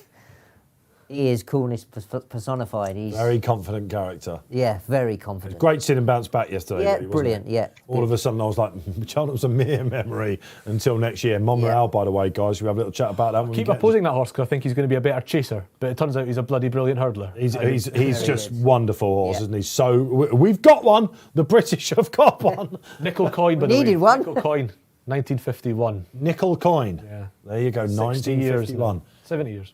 Your quiz master cheated. There we are. No, I shall leave. I tell you what, I shall leave you with that as one. soon as I saw it, I thought I did used to know that as well. I used to. Yeah. You're slipping, man. It's fatherhood, I tell you. Finished. I'm 34 and I'm finished. It's father. Oh God, blimey! I've got 10 years on you, man. Wait till you see what happens then. You'll be sitting in this chair going crazy. Okay, right, all right. We're just about to jump off. We're having fun here this afternoon. Of course, it's Friday of National Week. Happy days with the sport going ahead, and off we go. Who's going to take it? Oh, it looks like Notebook was trying to steal a little. Notebook was keen there, lads. What? Sorry, did I miss that? Yeah. Oh, Notebook, he's lit up now as well, isn't he, a little bit? So basically what happened was we could see on the screen... Halfway to Beechers. Yeah. He's at the Canal Turn. You wouldn't want to ride Notebook at the moment over Beechers and the chair. I would. I'd ride anything. Suicide by cop, innit? Ridiculous. You'd sit on me over there, I think. I would, you? yeah. I think you absolutely would. He's crazy old batch. All right, he's crazy enough to sit in this studio as well. No. Another false start. And what's interesting here, Barry, you said he might get a soft lead, but he's not having a bit of it at the moment. They are actually teasing him into going a bit hard, Barry. Rachel looks like she's no doubt that Notebook's going to stay the trip. She's keen as mustard to get out there in front, isn't she? I think she's the one who keeps charging it, actually. I'm not sure it's Rachel who's keen, Barry. I'm going to be honest with you. I don't think she's got much say in the matter. You think this might be something to do with retainership, this ride? I mean, look, come on. He's a very, very talented horse, Notebook, isn't he? Do you think? Oh, he is, yeah. Do you think the older we get on with this German bred that he's just getting a bit sweeter and a bit, he's a proper character, isn't he? I mean, he's like, oh, come on, you can't fire me. I'm going to hang off to the right and all that sort of thing. First time Valium, I'll probably back him when he just get Prozac for Notebook. Yeah, okay, fair enough. He just needs to chill out a little bit. Have they ever reached for headgear with him? I'm just having a look down there. I know where's a tongue tie. Talking about headgear, Politolog's got in the paddock, he wore some particularly fetching hood. In the paddock, did Politolog. A red hood. I've never seen him wearing that. And we are off and running. I'm delighted to say then in this year's Melling Chase. Now this year is the March Chase, and it is Master Tommy Tucker who goes up the front. Chief makes a mistake at the first. Politolog and Harry Cobden are sitting in third. Fakir Duderi. Now this is positive tactics from Mark Walsh. Very positive. Just looking behind, Nutswell got a nice sit on the inside. Sticky jumps. Oh yeah, he's just he had a little look at that, didn't he? Fakir Duderi. Politolog wants to go quicker. They're not hanging about Mattie Batch. No, they're going. And you say, Master Tommy Tucker, he's a free front-running horse, and Fakir Duderi tried to go with him, and he just caused him into a mistake there. That's what I was worried about that he was going to do. Yeah, you said that, Matty, in Cheltenham. He made a couple of mistakes. Yeah. Quite novice mistakes, actually. Master Tommy Tucker. There's a sit. Wow. That. Wow, unbelievable scenes for the first time here on Racing Post Live. Sam Twiston-Davis was one of the sits of the season. Master Tommy Tucker tried to get rid of him at that difficult cross fence, and Sam somehow still, I tell you what, he's perfectly poised all of a sudden. He got the stirrup back straight away, didn't he? That's impressive, Matty, isn't it? Fear is a wonderful thing. It keeps you on. Absolutely. I'll tell you what, he's absolutely pinged that one. There you go, Master Tommy Tucker. The turf was definitely calling him, wasn't it? The turf was calling him. But they have now got their pecking order, haven't they, then? So Master Tommy Tucker goes on. I had a funny feeling they weren't, this horse needs to run its merits, give it the best possible chance. Don't give it a chance to think, go out in front. And Politolog sits off him in second, not the way a lot of people saw this going. Fakir Dudiri settles on the inside in third. He's over that fine. Nutswell a little bit keen on the inside, but he's got a nice position there. Of course, under Danny McMenamin, the leading conditional this year. Now, this is interesting with Notebook. He's sitting just off them in there. Considering she fired him at the start, was you reckon that was mind games or something? Because no intention of getting near the front. I don't think it was...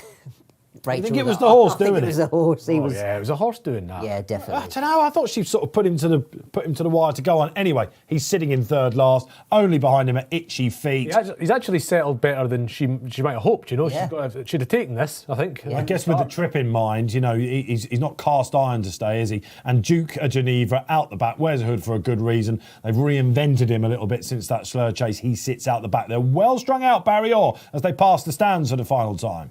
Yeah, and Politolog clear favourite now, 294, 3.35 Fakir Dudari, 7-4 Master Tommy Tucker, Notebook out to 8.8, 16.5 Itchy Feet's come in for a little bit of support. But yeah, your favourite Politolog now in running. Okay, Politolog I then like just got the box Itchy seat. Feet's come in a little bit because he's not blundered his chance away. He's actually jumped. He's made a couple of little ones, but he's not. He's actually jumped a bit better than he can. It's the hope that kills you, as they say, isn't it? Well, it It's seems the to be hope what's that happening. gets you. Yeah. Absolutely. So you Itchy Feet fans sitting out there thinking what you're worried about, come on, we'll pick this up. This is his day. In the sunshine in Aintree, it's great to see these horses jump in this fence. Absolute bowling green, absolutely in a minute. Well, of course, we need to think about the times after this race as well. We should get some comparable, exactly what the ground is. Will they water going international night? Wouldn't put it past them. Oh, is that a low Tommy one? Tucker once again. Sam Tristan-Davies is thinking, come on, give me a chance. Do me a lemon, man. He's on the inside. Now Politolog is thinking, right, going to get on with this at some point. Fakir Dudari, yes. the whole while is covering the moves. Nutswell still going nicely. Notebook probably warming up. Itchy Feet had a little look at that one. And Duke of Geneva, ridden cold on the inside. Matty Batch, can you call it with 5 to go? Politolog. You said he was a good thing. I'll tell you what, Fakir Dudari, he's tough, Fakir Dudari. When he got beaten in the Supreme Novice Hurdle, he came here and he just lost out on horrible ground to Pentland Hills, and then they backed him up at Punchestown. Second again, he's tough. He'll keep going to the line, I can tell you that Danny much. McMenamin senses something. He's moved up Nutswell right onto the tail. He sensed that they've maybe slackened a little bit because Cobden might be taking over soon at the cross fence, I think. For the mighty informed Hamilton team, that was a tricky fence, wasn't it? Right, all to play for now. We're getting into it. All of a sudden on the inside, Notebook has a little stroke of the nothing's reins. beat, is it? Nothing's. Okay, let's have a look at the market then. Barry Orr, favourite just about Politolog? Yeah, well, no, Fakir Dudari's just gone favourite Really? at 2 to 1. Come on, 11 Fakir. for Politolog, 6.6 Nutwell now. I'll tell you what, I'd Nutswell love still to travels. see. I'll tell you what, so Master Tommy Tucker, just sheer ability now, because surely Politolog is trying to go past Oh, him. McMenamin's Nutswell's trying to getting squeeze right on the between them. inside. Oh, Harry That is Cobden did horrendous. not do Danny McMenamin any favours. The chief beneficiary of that had to be Fakir Dudari. Oh, yeah, definitely. Does he really stay? This is the question. Politolog, we know, does. This is Fakir's, isn't it? He's bouncing off this Itchy Feet ground. stays on. Itchy Feet stays on. Itchy. Itchy Feet doing what he does, but I'll tell you what, this is really impressive, this from Fakir Dudari. He absolutely deserves it if he gets Very over the impressive. final Yeah, fence. he's Second at the top table. He's up and over, absolutely fine. The market knew, didn't it? It's great to see this horse get his big day in the sun. He plots around all winter against the best in Ireland, comes over here, meets Allaho at the festival. This time, even with the scrimmaging 2 out, this was a very, very worthy winner. In second, was that Nutswell? in Nutswell second, yeah. Nutswell. And Itchy Feet. Itchy Feet for third. Flattering to deceive once more. A little Itchy bit, Feet. yeah, but he's just got so much ability, that horse, hasn't he? That's But what we're not being harsh on the horse at all, but every We've single seen it race. all season, haven't we? He just look, and you're like, oh, here he comes. This is going to be it, isn't it? It's the hope that gets you, isn't it? That's what they say. I'm Next a Watford time, fan. next time. I know that better than anyone. I mean, you'd be chuffed for Nutswell. You got the worst of that barging on approach to if you're Danny McMenamin, how full's the swear jar? Yes, let's talk about that. No, I don't. He no way should have been going there. You know, Right, so. that's a No way. conditional riding against That the is- big boys. Listen, I bigged him up last year, saying he's an up and coming rider. He's a good rider. He's We're a watching very it good now. rider, but you 3 out to cannot- 2 out. We're talking about. You can't. No, you shouldn't be doing that. So what does he do though, Batch? You have to take your medicine and wait and switch. You've got to take your medicine, sit. Listen, I don't think he would have won. I'm going to come to you with this in a minute, Batch, because it's a little debate that we can have amongst the team. And let's face it, we've got a nice segment in between races at the moment. But Barry Orr, let's come to you. You wanted to take him on. You can't have thought he'd ever finish like that in a race, did you? No, he's absolutely danced in. He didn't look any worse for wears for Cheltenham, his runner-up behind Allaho there, and he's done really well. Bit disappointed with Politolog, I have to say. Yeah, I thought he stopped very, very quick coming to the last. He might have bled again. Itchy Feet's done what Itchy Feet does. And Nutswell, yeah, he's had a cracking run. I don't think that manoeuvre has cost him the race by any stretch of the imagination. I think he also needed it because he's just after the last, he's flattened out a little bit. I think you can see he was clear second best. He traded at a low of 4.1, would you believe? Politolog traded at a low of 2.30, which is 11-8. And Itchy Feet traded at a low of 6, which is 5-1. Yeah, he's done it again, Barry, hasn't he? He's done it again. Ollie Murphy and the team and the Brooks team will be tearing their hair out a little bit with him. So, I don't know. He's still a young horse. Maybe one day a bit of headgear. Maybe they'll get it right with him. But that was all about Fakir Duderi. Hats off if you went with a jolly. 2 McManus Jollies have gone in now. What they should do with Itchy Feet, should come back for the old drone because there's always low sun and no fences to jump. You'll win that. That's a great Or the many clouds, even. He could come for the many clouds, couldn't he? Over 3 miles, it wouldn't matter. No fences to jump. That's it. You're home. Can we run him on the flattening? Can we go for the Ascot Stakes or something? Queen like Alexandra, he'll win that. Yeah, why not? Listen, Ollie Murphy would be game, I can tell you that much. Really, really enjoyed that. Dramatic race, wasn't it? But it's so good to see these horses that, they get called a few names because they got the seconds. He's finally had his day, hasn't he? Yeah. He's been a horse that's always threatened a 170 plus performance. Yes. To be honest, it's not, I don't think that's strong form as Grade 1s go, but he's had his day. He's deserved it. He's had it. Well, I think we can. I don't know if you say that Nutswell needed the race. I'd always like doing this with Keith. We've got 159 horse in Nutswell. I think he's a 160 horse. We can say that, can't we, on the performance of his 2 runs previously this season? The 10-year-old is a 160 horse, and Fakir 162. You've said quite rightly that he promised to be a 170 horse. He's what 165 there, Fakir. I think at worst. Oh, he'll be getting... Well, I'll look at RPR, so I'm doing on the RPR scale, which is slightly higher. I think he'd be getting a 170 for that. His best coming into the race is 168 or something. Yeah. 167 it is. You'll get a 170. I think he'll probably get about a 172 for that on RPRs. Nutswell will probably get something in the region of what he got for winning the Old Drone, but he's better than that because he emptied a little bit after the last and came off worse in that scrimmaging. So I think he can maybe... we can say he's worth a 165 maybe, which is a tremendous level still, and they've got a horse that's finished second in the Melling Chase. It's a fantastic thing for them. But I think Fakir Duderi on RPRs gets a low 170s on that. Jumped a lot better today as well. Fakir, yes, he really did. It was a bit sticky early Positive, wasn't he? He's made sure he was always going in. He was never fiddling anything. He was always getting into the fences. Do you know what? How good is Allaho? Allaho's the best. Allaho might be the best horse in training. You've stolen the line, Barry. Absolutely. What do you think, Barry? That was the boost we were hoping from that messy race to Ryanair. Yeah, my word. The way Fakir has beaten that field there, and Allaho looked like he put him on his back and beat him. And now the only thing about Fakir Duderi in Cheltenham, he didn't get involved till late on in the race. It was almost as if they might have been riding him for a place with maybe a view to coming to Aintree. I don't know, but. Yeah, he didn't get involved in any of that early pace burn-up. Now, he did make a couple of mistakes, which probably didn't allow him to get involved in them, and he's probably showed the benefit of that here today. But Allaho must be an absolute monster to do what he did in Cheltenham, and just looking at what Fakir has done there, he's beaten him, 10 lengths back to Master Tommy Tucker? Yeah, you'd imagine, Barry, looking at the profile of the horse, they don't mind running this horse, basically. If you look at his profile, Cheltenham Aintree punches down on a good year when it's on. But I'd imagine he'd go there. But he's obviously been trimmed for the Ryanair on the back of that, Barry. But has that meant any price alteration on Allaho as well? No, nothing on Allaho, but he's 10 from 14 for next year's Ryanair. And interestingly, for the King George, he's 20 from 33. That could be a race for him. Yeah, it could be a horse. Because of the way he jumps, he might be better on these flatter tracks. No downhill fences to bother with or anything like that. It might be a right sort of race. But Allaho's going for the King George, and Allaho's very much got his number. Is that going to be Allaho's race, you think, the King George? That could be, we do this every year, don't we? Every season. We dream about the mythical King George that we'll have. And it cuts up to be a 5-runner race, Would he come over here?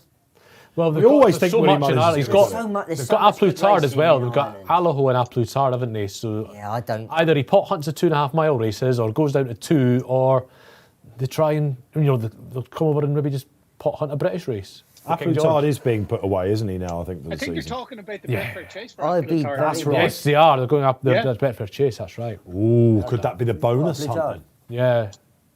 the Betfair Chase, which is That's would be the bonus. because Cheveley Park have got those. There's no bonus this year. Well, there was no bonus this year. There might be next year, but the Jockey Club didn't put it up this year. Right, okay. Barry, do you think they wouldn't bring that over the King George, would they? That wouldn't interest them. Oh, would look, it? we're watching this sit again on Master Tommy Sucker. I didn't appreciate the first time quite how good it Facker? was.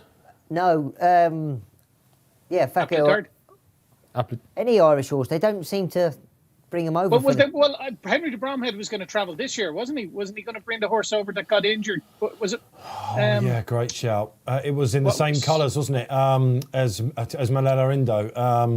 The name escapes me now as well. Oh yes. Oh yeah! Oh come on! We've got to remember the horse. Yeah, Monolith. And we haven't seen him since. Monolith. Monolith. Thank you. Quizmaster's back. Chris Masters Aye, back. aye. Quizmaster's back. He's back. Only took him 3 races to warm up, Barry. That's another horse, but like Allaho, a horse they keep trying to make into a 3 miler. When I keep thinking one day he'll get this 3 miles properly, but he never properly has, apart from that muddling Gold Cup when he finished fourth. And again, what do you think out there? Are we talking absolute bananas? Because every year we go to the King George, don't we? And it's the 3 miles. But I think an Irish trainer is going to have to look at what turns up in the Savills every year and go, I don't want any of that, lads. You know, the best chasers in Ireland always come up against each other in the Savills, and well, I don't want that sort of hard race. How hard was the Savills this year for Kemboy? And it never used to be that case, did it? It used to. No, Never but used to because be the a great trial. concentration is now higher in Ireland. Yeah, of course. The Savills now is the race with the concentration, and Yeah. the King George is the one. In the same way that Denman and Bobsworth came over to win the Savills, as it was I think it was the Lexus or the Ericsson, and Lexus it would have been in those days. Because there was too much concentration in Britain, but it's the other way around now. Yeah. So why shouldn't Irish horses come and try and pot hunt the King George? Isn't it marvellous to have these chats in between these races, guys out there? We know you love this racing debate. This is what you don't get anywhere else. You get the best minds in the business plotting up, talking about what's to come. These great jumps races. You're watching between the scrimmaging here and the Melling Chase, and You're obsessed with this, man. You keep going back to we've it. just seen the above camera, the drone image almost, and it looks like Politolog hangs left after 3 out. Did you see that? I think Harry sort of half yeah. shut the door. Now listen, it's probably a little bit of inexperience because if that was I think he's a great rider. I've watched him ride. I think he's very good, and he'll learn a lot from this today because you're going down there. You've got Harry Cobden and Sam Twiston-Davis. Now, if I'm behind them, I think I'm not going to go there. They're not going to give you that room. But that's something you learn. Yeah. You don't. There was a minute gap, and you've got to anticipate. If I try and go here, they're not going to let you. They're not going to let you go there. But he's seen the gap, took it, but. Now, I don't want to put too much pressure on you with this, and it's a tricky one because you still ride, and I know it's a fraternity and the weighing room and all that sort of stuff. But your great mate, Ricky Johnson. Ricky, yeah. Ricky called it a day. Ricky, as we know him here on this show, I'll tell you what, there's a seat for him in here coming up. I can't wait. I'm imagining him and Batch together, Barry. Wow, that would be amazing, wouldn't it? Chalk and cheese there, or what? We'll get him on. Charge money for that. Yeah, absolutely. I tell you what, Batch has already got the finder's fee in his pocket. I've got the don't worry. finder's fee, Barry. I can tell you that means it's a certainty. But We'll have to negotiate that, I think. let's talk about the great man, Dickie Johnson. We're talking about end of an era. Seems like a good day to be talking about end of an era, doesn't it?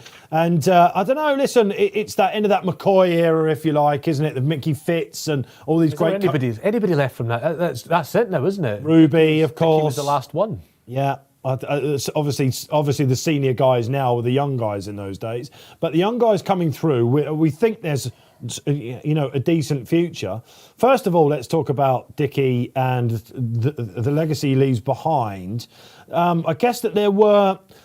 I've got a little bit of stick for saying this. There was no pin-up boy for him to keep riding. Now, questioned straight away yesterday by Charlie Post by saying, what about Time Hill? Of course, and Tom Collins said that as well. So he went out. If Native River had won the Gold Cup, that was going to be it, wasn't it? So that was on the mind. You all probably knew that we sort of knew it was coming. He's had his injury problems, Batch as well. He's been riding through the pain barrier, hasn't he? Yeah. We can say that now. Yeah.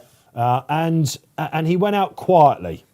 in typical Dickie style. Now, had he have won the on Time Hill on Saturday, he didn't want to take away from the fanfare of the National. I mean, imagine being a headline writer on the news desk this week. It must. I feel for them. They're going to need a dark room, aren't they? But imagine that Dickie Johnson and the National win on the same day. So he's done. I mean, that's the mark of the man, isn't it? It does. It just sums him up, and he could have seen out the season. But again, it's going to take the limelight off whoever's champion jockey's going to be, whether it be Brian Hughes or Harry Skelton. And yeah, he wanted to do it on his terms. Newton Abbott on a Saturday. So yeah, fair play. I mean, he's just very much the mark of the man, isn't it? I mean, I don't know him personally, but it's very much. Newton Abbott on Saturday. Whoever saw that coming? Yeah, I mean, that just sums him up. He just no big meeting, and he wanted to do it on one of Hobbs's horses. And I've probably told the story on here before. I was riding him with a hat that needed to be changed a long time ago. Only 5 times. Only 5 times, yeah. And he bought a new hat. He just absolutely, yeah, no, and it was on the. It was one of the because it's a story I actually remember about it because it just shows you it wasn't just a nice front. That he was a genuine man that was, still that fraternity, still that solidarity of the weighing room, but in a very understated way. And he always came across like that whenever I only really interviewed or spoke to him after races a little bit, so I don't know him in any way, but always thought of what a nice fella. But that gives you a sense that's the mark of the man, not just, something he puts on for the... We have all these iconic moments over the years about Dickie Johnson. I always remember Flagship Uber Alice when he won the champion chase on him and the pain on his face that he'd gone through to get that and the sheer elation and just everything falling off him that he won it. Watch that back. But you can't buy that sort of reaction. It's insane. He always gave everything for every horse, didn't he? He never changed, Dickie, from day dot till later on in his career. Now, as you get older, you get a bit wiser, and you listen in your younger days. Well, I say what you go down, you chuck horses into fences, and as you get on a bit, you think, right, I can try and teach this horse how to jump my way. Dickie, whether he was coming down to the last at Cheltenham or Newton Abbott, he would chuck everything. I mean, you heard it yesterday. Josh Moore, he came down to the last and he said, do you know what? I'd asked him up. He said, I've gone in and popped the last. He said, you're better off going in and pop the last, finish second, or put him on the deck. And that's Josh Moore saying that. He's using his brain. He's been there, done it. Not Dickie. Dickie goes down, chucks everything. Yeah. Like Newton Abbott, finished Saturday, Newton Abbott, Sunday, Plumpton, I had his boots. They were on. and his britches. When you walk into your house, Batch, does it say, this kitchen is sponsored by Dickie Johnson, the greatest rider to have ever got in a He was the greatest in my book. Fantastic. So listen, the finders one day they're on eBay, of course. Yeah, maybe. But yeah, might be the sign. Could we auction them on this show? When I had my Cheltenham Festival winner and he was finished second. Oh, yeah. And I nearly fell off. Mine jinked at the last. I nearly fell off. Not many jockeys in second would be going, oh, no, Batch, don't go. Because for me to have a festival winner.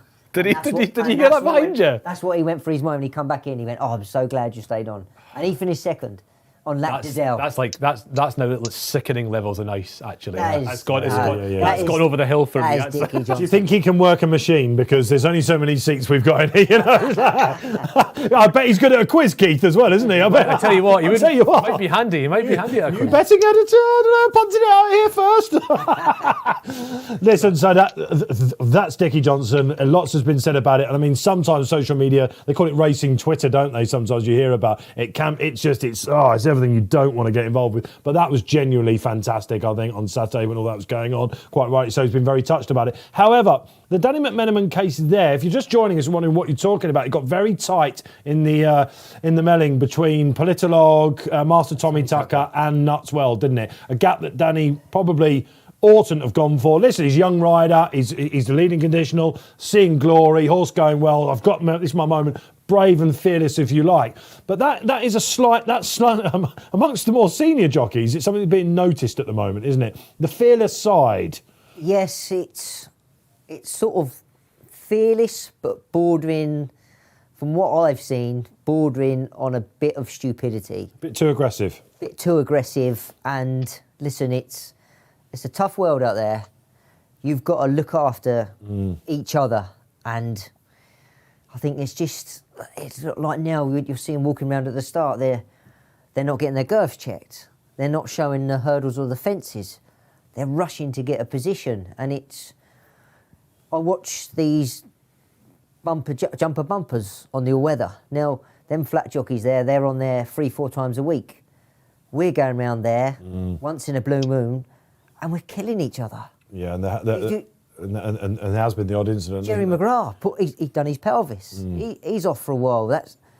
You've got to look out for one another. It's tough out there, and it's hard enough as it is. So that's something that needs concentrating on, I think, Batch. We talk about it through the all-weather season, don't we, Keith? With the Wolverhampton incident, when we saw Ben Curtis pelted into the sand, a couple of other jockeys as well. Thankfully, mercifully, all up. We've had the Freddie Talicki incident come to light again recently. It's something that's going to need to be concentrated on. I wonder if it's not entirely unrelated to what we talked about, the passing of that sort of golden generation, if you will, of Johnsons and McCoys and Walshes. Who now is the sort of role model in the weighing room, Patch? I don't think... Listen, I'm not in there long enough, but when I'm in there, I will open up, and if I've got something to say, I will tell them, and they need to be told. Imagine it, could you? You couldn't really imagine it. I can. I mean, could you? I'm normally sitting in the corner. I don't say anything. I don't say boo. But Dickie's not that sort of. No. He'd be the first to say he's not. But like when you go in there and you're in a race, I was talking to Dickie about it the other day. You were against Dunwoodies, Maguires, Fitzies, even some of the old people that don't know, Sean Foxes, Mark Richards, all the older generation. Now, you were so aware of not going to kill anyone, looking after each other, because that's what they installed into you. Graham Bradley's, you've got to look out for one another. You're not just riding your own race. That has just seems to have gone out the window. There's people there, you'll see them, and they just pull off manoeuvres, and you're like, and you'll go in and you say, look, you can't do that. You've got, and they just look at you, and you're thinking, what? You're a few sandwiches short of a picnic. They're just looking at you, and you're thinking, well, you've got no self-preservation. You're not looking after anyone else, and you're not really thinking of yourself either. It is a little bit worrying. Let's hope the world's not going that way then in the weighing room. So, yeah, interesting to hear from Mattie Batch there. Let's get some social interaction coming up on the screen again. Great insight. It really is, isn't it? And G-Man 90, is it 94? Yeah, my eyes have gone there a little bit. G-Man 94. Johnson is a credit to racing, an absolute class act. We'll leave it there, shall we? Absolutely, G-Man. You've got that right, Barry Orr. We're going to need to up the fees a bit, I think, but we might have to get Dickie Johnson in. I'm sensing ambassadorship coming along. He was an ambassador at the Racing Post, you know. He was for a while, yeah. And then COVID struck, didn't it? And yes, it was just before all the COVID stuff, wasn't it? But when he came into the office, just quickly, just to finish this one on, we did a feature show with him on the Friday, and Gav Shinnin, I was in with him as well. And I was the last person, despite the fact that I was interviewing him on the show, I was the last person to get a word with him, because everywhere he walked, all the way through, when we had a packed office in those days, he had Lee Motterson in, getting quotes for the next day, all that sort of thing. Other people wanting to shake his hand and talk to him. It was. And he will talk to everyone. Yeah, because he's just. So come on to Racing Post Live. You will be adored. That's the word there. Talking of adoring, shall we go back to the national fences? Who's up for it? It's Topham time. 4:05 is up and coming.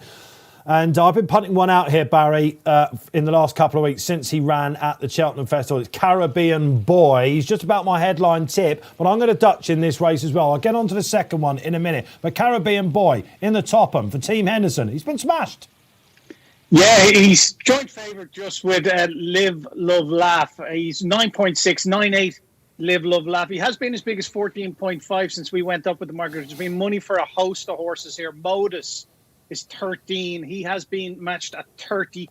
Vizio Man for Henry de Bromhead has been matched at 24. He's into 13 now. Dunvegan for Pat Fahey and Brian Cooper. That's been really well supported. Into 15.5 now, haven't been as big as 42 on the exchange.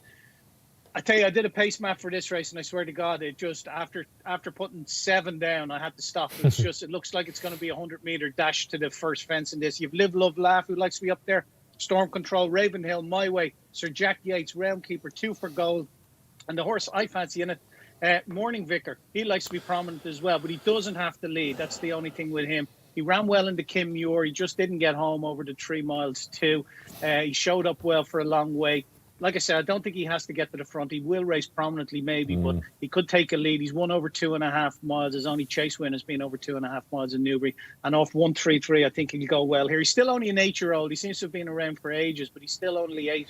And there could be still a little bit of improvement with it. But what I'm going to do here, Keith, I'm going to back him at 7 places. There's each way here. You've the standard place terms of 4. You have 3, 5, or 7 places. And I'm going to go for the 7 places, and we're just going to have 50 quid winning them because I haven't managed to draw yet. So 50 win, Barry.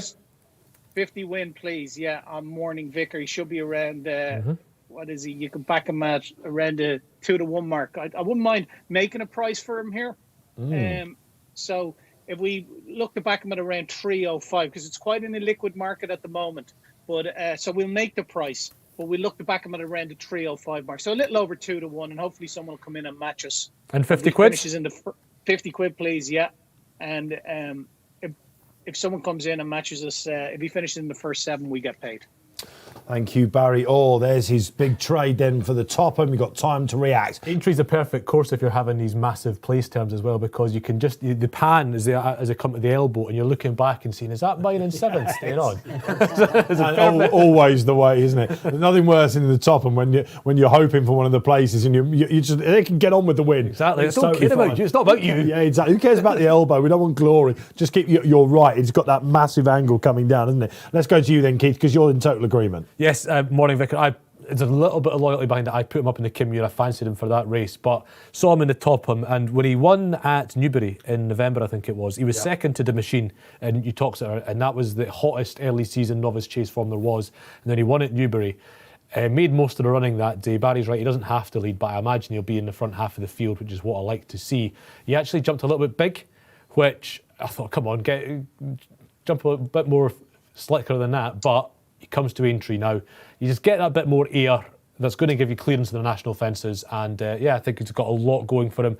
Henderson obviously knows what he's doing, sending horses to this race. He's won it umpteen, I think 5 times he's won it actually. Yeah. And so he's put a few in this race, and he's the one I really fancy out of it. I can see the Caribbean boy angle.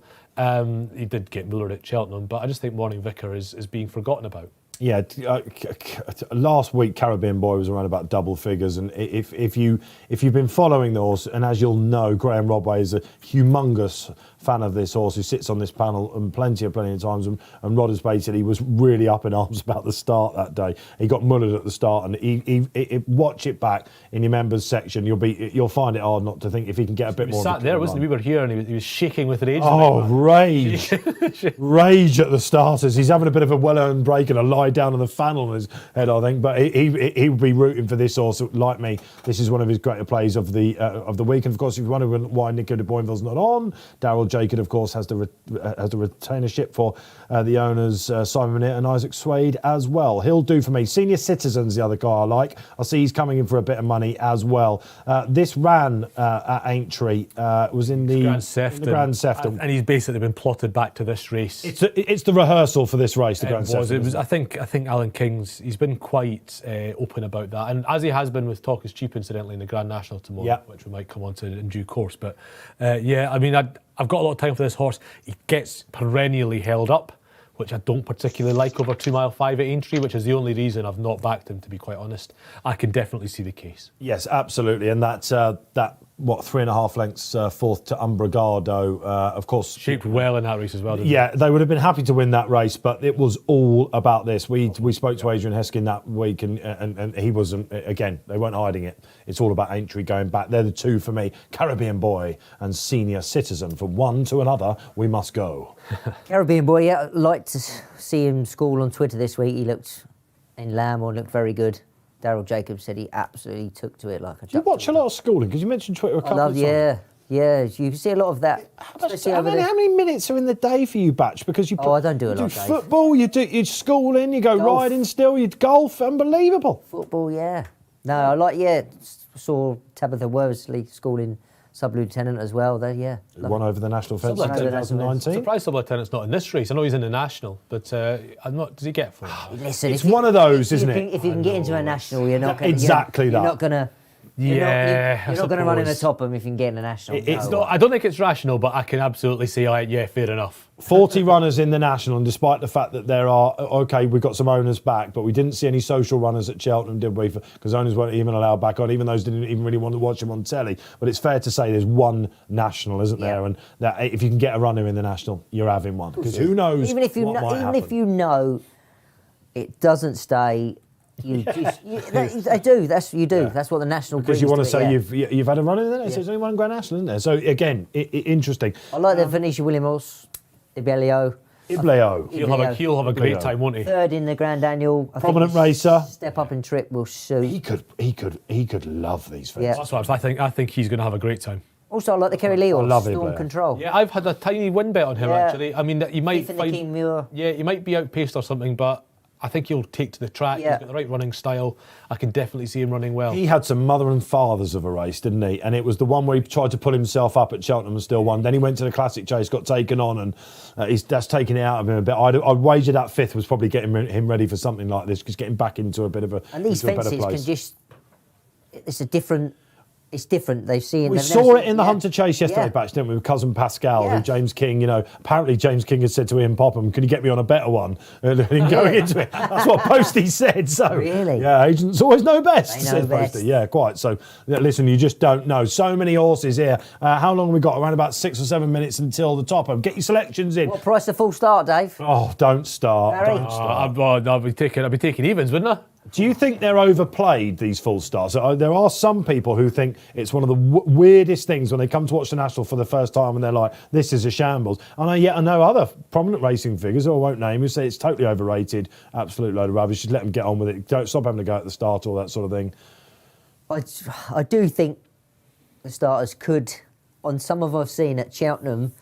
Yeah, we weren't happy with some of the starts in No, Cheltenham. I just think. Goddard's was steaming. Listen, it's an hard enough job that it is. They've got rules to abide by, but I just think sometimes common sense could prevail and say, everyone looks happy, let's go. But sometimes we're so governed by the rule book, and common sense does lose its way a little bit, in my book.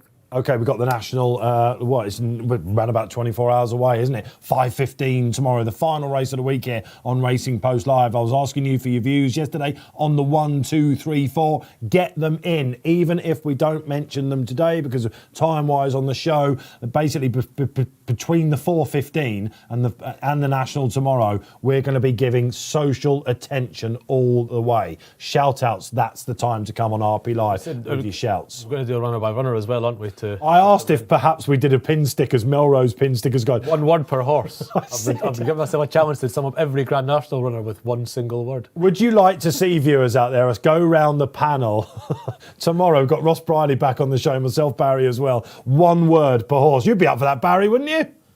Yeah, for sure. Let's Useless. No chance. That's 2 words. Yeah. The hyphen, EU, expensive. Liberal use of hyphen.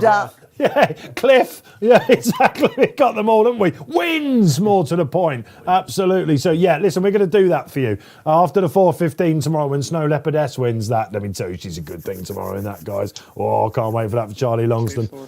Cannot wait for her. So, listen, we'll be doing that tomorrow. So, get your selections in. 1, 2, 3. And add a fourth if you like. That's the way we like to go. You have a top 4 in the National, don't you? That's how I've always looked at it. Short list of 4, I think, is acceptable.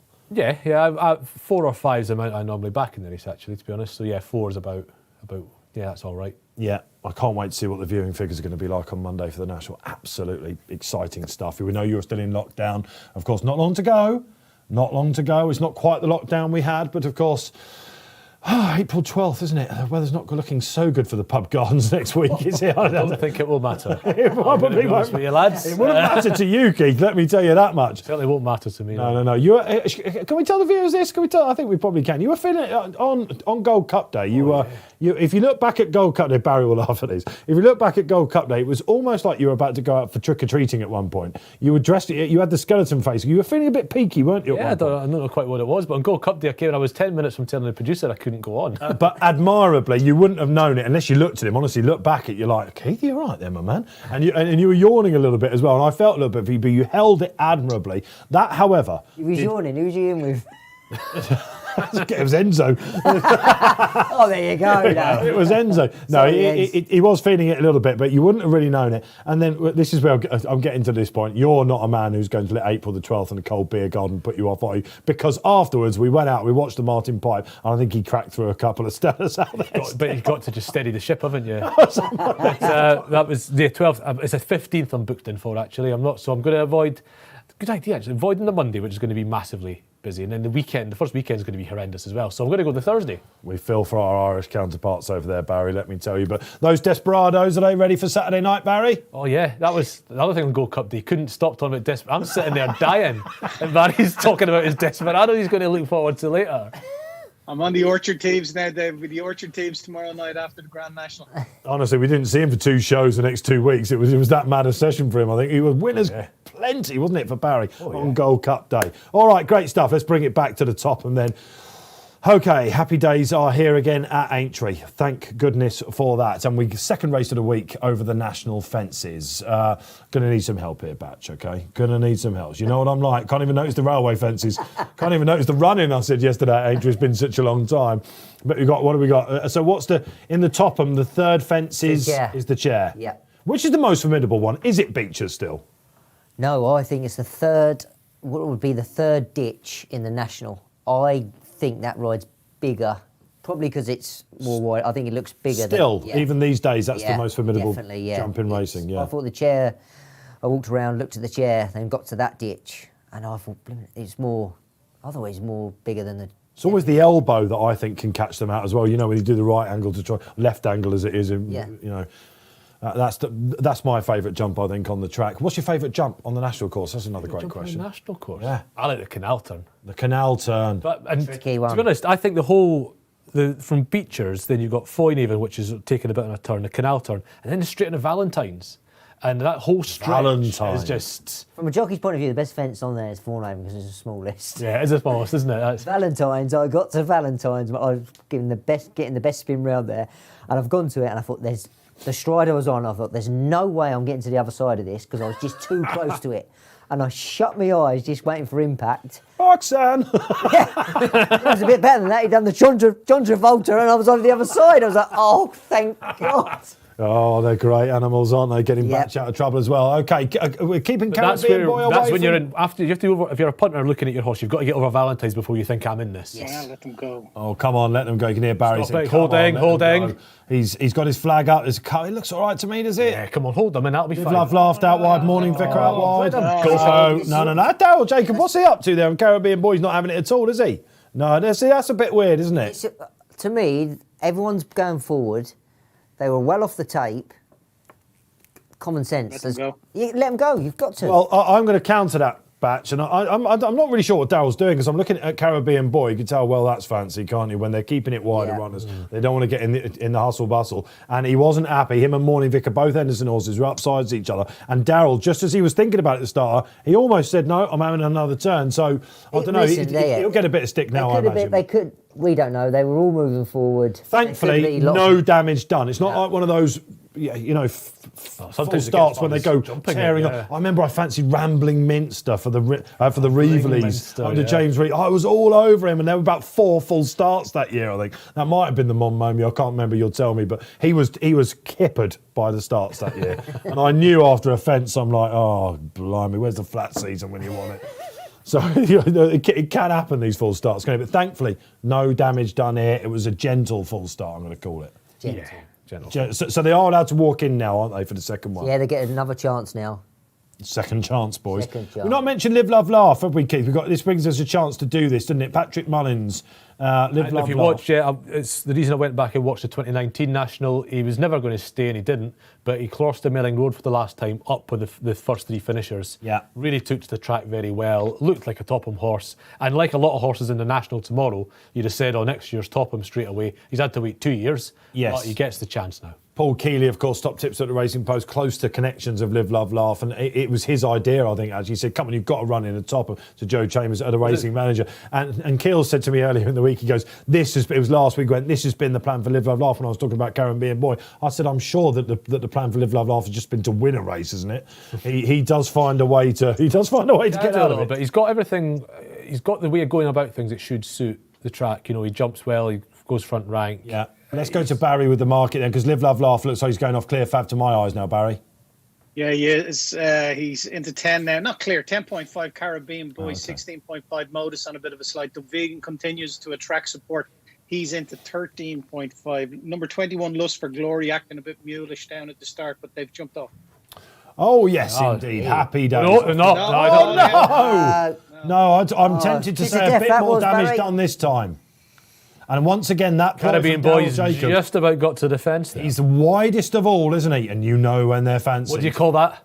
Go on. It's the Timmy route. It's the Timmy Murphy? Yeah, because he did it with Comply or Die. They named it after him, didn't they? Is that right? Just keep on the outside. Do not get in any... Timmy route, yeah. Pop the first and you're off. Because back then, if you remember... Timmy took any route he wanted. I think Timmy... Yeah, Timmy wasn't a man for instructions. Timmy, was like, he? I think Timmy was God to me. Like, he was absolutely brilliant. But you knew if Timmy was there, you wouldn't give him a shout because you're like, Timmy, can you give us a bit of room? You'd be able to just keep it quiet. He's a right old character, Timmy Murphy, wasn't he? Absolutely. Oh, great days. Brilliant, right. The thing back then David was Johnson's colours. you couldn't win the National, and blinkers was the old trend at the time. He bucked that, and you think because of that he went wide, so he didn't matter if you couldn't see horses around him because he was wide. Having come from the Ida, of course. Yep. The Keith Melrose chase, we shall name that now. It was the last. He was the first Ida winner in 13 years to win another race. Only you would know that. Oh yeah. Did you ever have how many rides in the Ida did you have? Just the one, I think. Just the one. Yeah. Memorable occasion, was it? Or? Yeah, pulled up, yeah. I lasted a mile. I pulled up and I saw everyone else pull up and I thought, if I give this a little breather, I could jump and I'd finish fourth, I think. There was only about 3 finishes. But they wouldn't. I'd done it in the Midlands National. It was soft ground and pulled up, walked it around a few times, jumped the last 2. The owners were chuffed, got them prize money. Got a 21-day ban. But the owners were chuffed a bit. Got there the prize money, lost £1,000. Yeah. Oh, Batch, there you go. Absolutely. The great stories keep coming from Batch. We knew it'd be good value this week. I'll tell you what's going on with the start here? Is it Whaley Cohen? I can see that's Mr. Whaley Cohen that's out the back there. That horse is Lust for Glory. Lust for Glory, and he's acting a bit mulish. I think he's the one causing all the issues. To be fair, he was like that in the first 2 false starts as well. So I think. Tell you what, this show has had some curses over the last year or so, hasn't it? When we say a horse is going well, be it on the flat, all of a sudden comes off the bridle, or it whacks a fence or something like that. Yesterday, as we were going to Under Chase, we were talking about his riding it just before they jumped off. I said, "Don't you worry about Sam over these fences." Goes at the first. Yes, well, because I thought that horse was going to run in this. Okay, and we are off at the third time of asking in the 20. This is all wide earlier, it looks like. Caribbean Boys right up there. Over the first then, and hey, all over the first. Precious Cargo was very untidy. Okay, what's up the front here? Pink-eyed Pedro. My way's leading overall. Kerry Lee. Storm Control, as expected, is up there. Live, Love, Laugh is up there. That's interesting. Modus. Implio's right out the back. First colours. I don't think he had a cut of the first. Very strange here for him. Him and Lust for Glory, the mare, right out the back. Morning Vicar, the fancy of the 2 men in this battle. Barry Orr and Keith Melrose. Yeah, they're all. I'll tell you what, you had a guess at that Morning Vicar. Caribbean Boy absolutely sawed it. Marder Fancy in the race. Senior Citizen right upsides him in around about 4th or 5th. Looking down. My Way's, he's also cleared. nice to get on What with a it. jump. Ravenhill Road for Sue Smith now and Ryan Mania. National winning rider on the inside. Looking for the other colours. Court Master also got plenty of ability. He's on the inside in around about 6. Looking for 2 for Gold and David Bass. He's right out the back, actually. Yeah. He's a horse that I didn't fancy would take to the track particularly. He's out the back a little bit. Okay. Cult Oraiko looks to be out the back.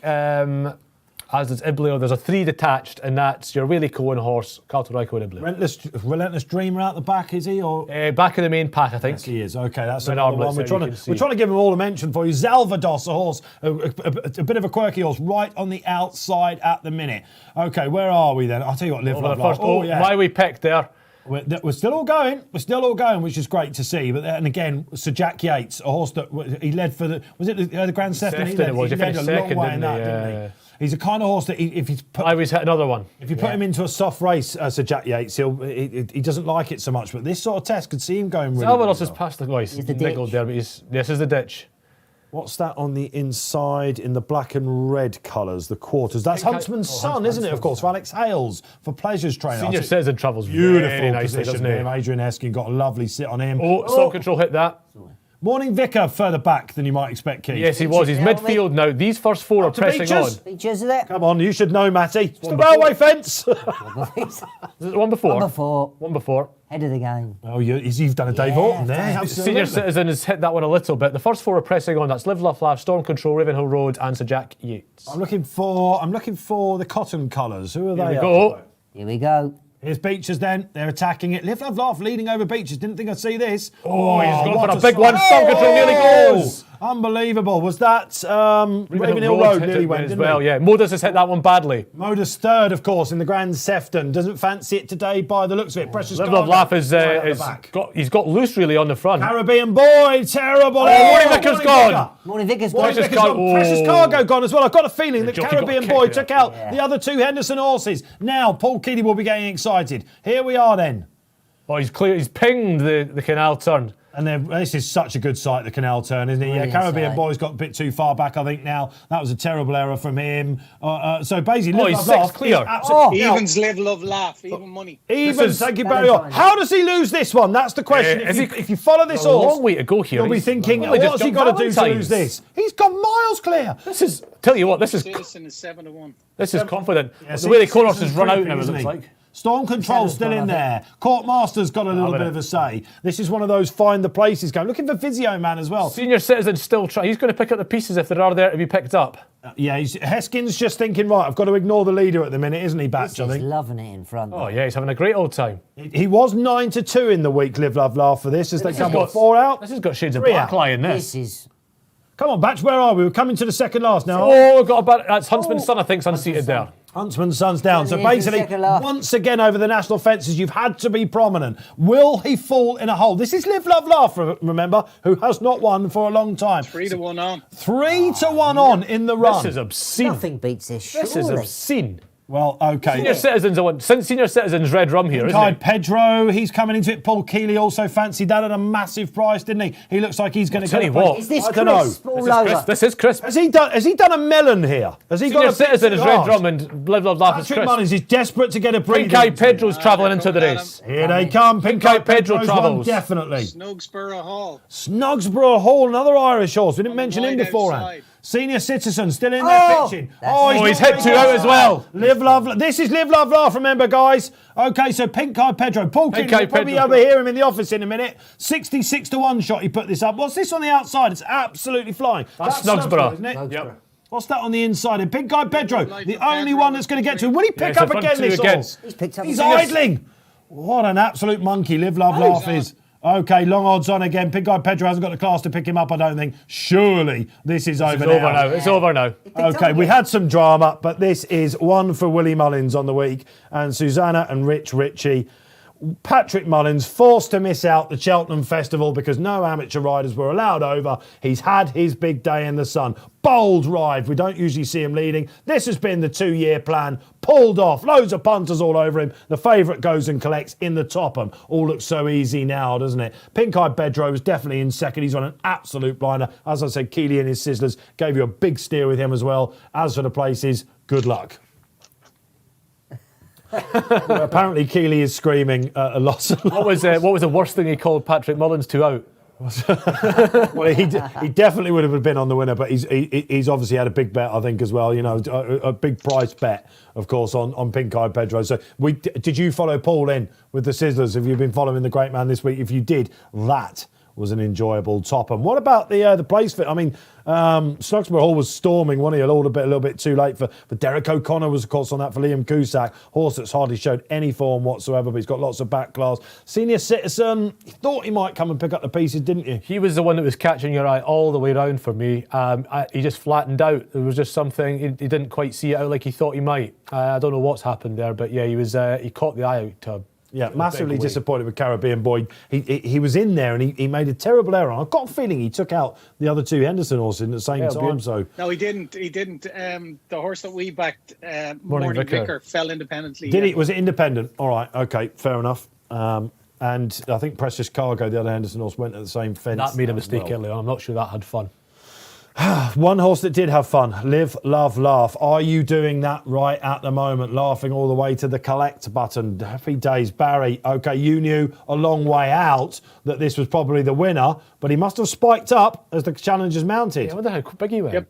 Yeah. Pink Eye traded at a low of even money, would you believe? Pink Eye Pedro. Snugsborough all trade at a low of 3.45, and Senior Citizen trade at a low of 11 to 4, 3.75. Can you believe that? The winner had a Betfair SP of 11, so he's returned favourite on the Betfair Exchange as well, because Caribbean Boy is traded at a Betfair SP of 11.5. He hit a high of 14.5, but I don't think that was in running. I think that was in the race market itself. I'll tell you what, is that the last three favs? He wasn't actually a fav in the end, according to what I can see on our results. Live, Love, Laugh. We'll get that, but certainly Chantry House in our second race of the day. The mild mate, 11.08 favourite. Fakadu did 2 to 1. Live, Love, Laugh, certainly well fancied if he wasn't favourite in the end. Maybe Caribbean Boy did go off favourite, because you know, of course, what's coming up next. We'll get to it. We've got another hot pot in the 440, our final race. Would you believe we're here already? The final race today. Flies by this batch, doesn't it? Flies by when you're having fun, Dave, doesn't it? We are always have fun when you're in batch. Absolutely superb. We got what? So it's 440 at the final race. We're just waiting for the other places. Oh yeah, okay. So Senior Citizen third. Snugsborough Hall was in fourth. Probably loads of other places aren't there for you all the way. We'll await the full result.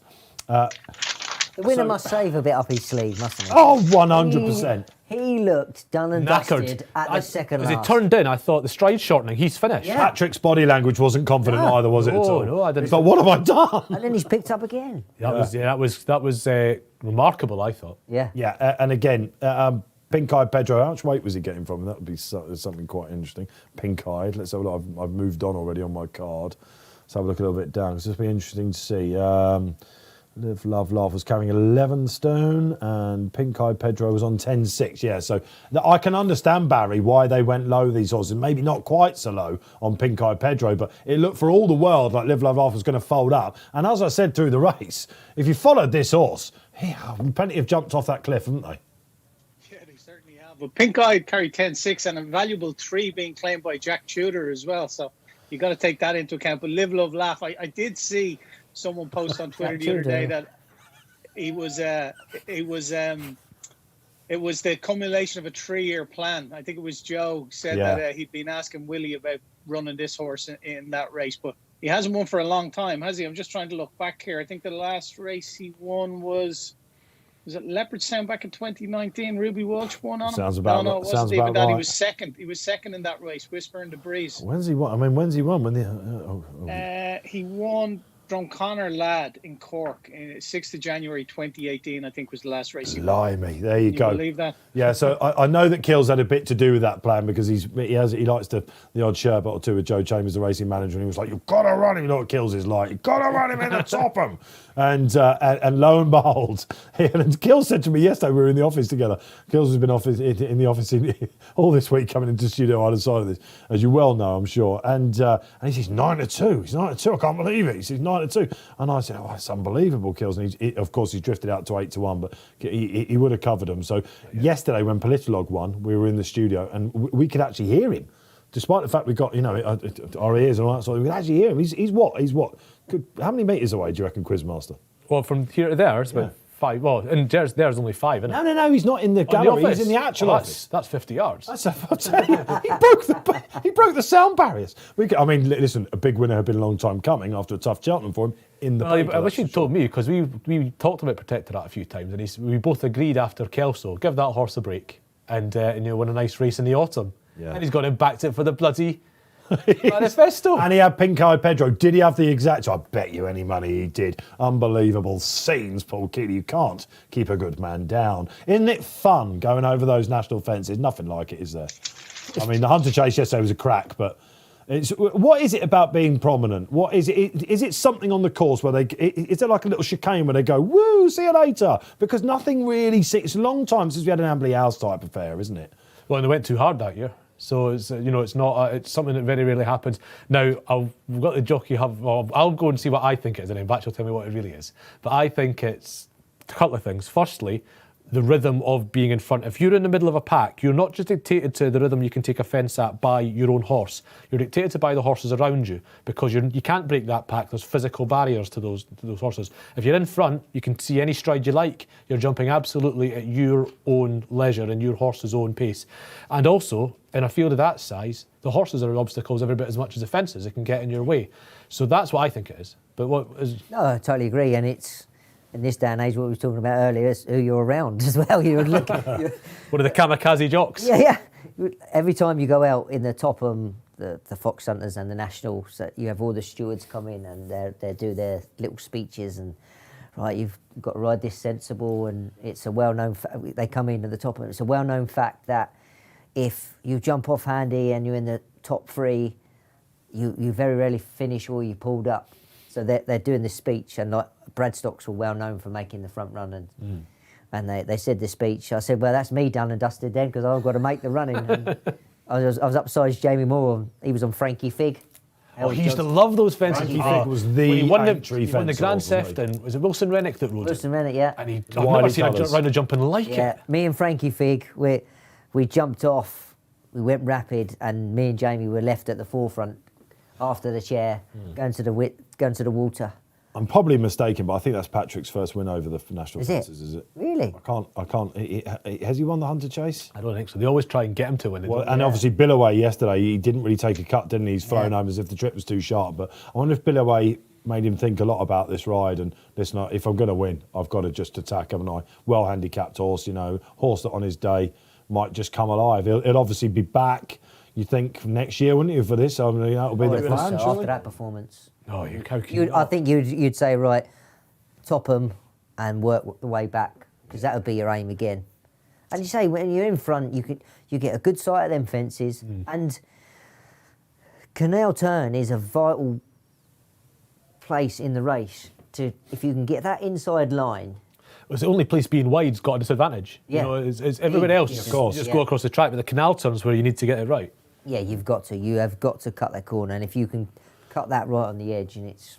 It was great to see that beaming smile of Patrick Mullins there as he was just pulling up. Absolutely fantastic. So the plan has been landed. If you want to live, love, laugh, let us know. A lot of L's there.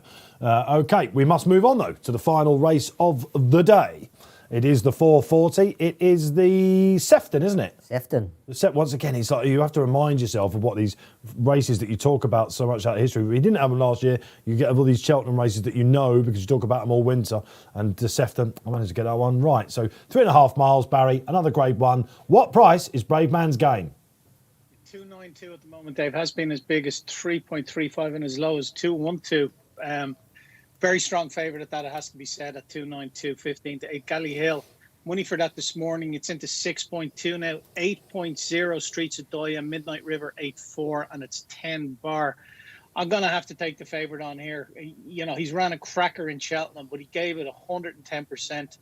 And Bob Bollinger just too good for him. He's beaten 11 lengths at the finish. He had a hard race. It's not, Paul Nichols says in his blog on Betfair, that he thought he had a very hard race in Cheltenham. The run in Newbury behind Stargate was very good, and the one before that against El Perfecto was good. But I think might just be an afterthought with them.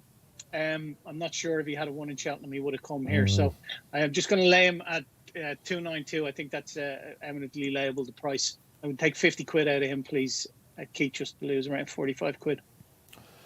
Thank you, Barry, for that trade then. So taking on Brave Man's Game. No Cape Gentleman, of course. There's another one out as well, isn't there? Remind me which that is. Cobb's out, isn't he? Oh, yeah, the Cobb was always out because of the Cobb, ground, I yeah. think, wasn't it? And Alaphilippe as well, Big Phil, who probably wouldn't like the ground either. But Cape Gentleman coming out, he looked what everyone thought was sort of like, the each-way, muggy each-way horse as he's known.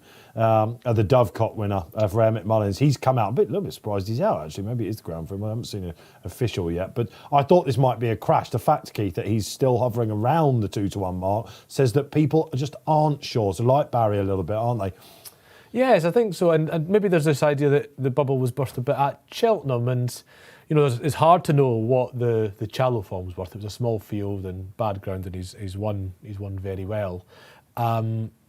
Cheltenham, and it was Nichols' reaction to it as well, wasn't it? He was so crestfallen that he had this horse. It must work the gaff down at Ditchy because they love this. Yeah, he does. There's no doubt in that. Yeah, and he was just, I had a bad Cheltenham, but I'd hate to have been Paul Nichols' cat.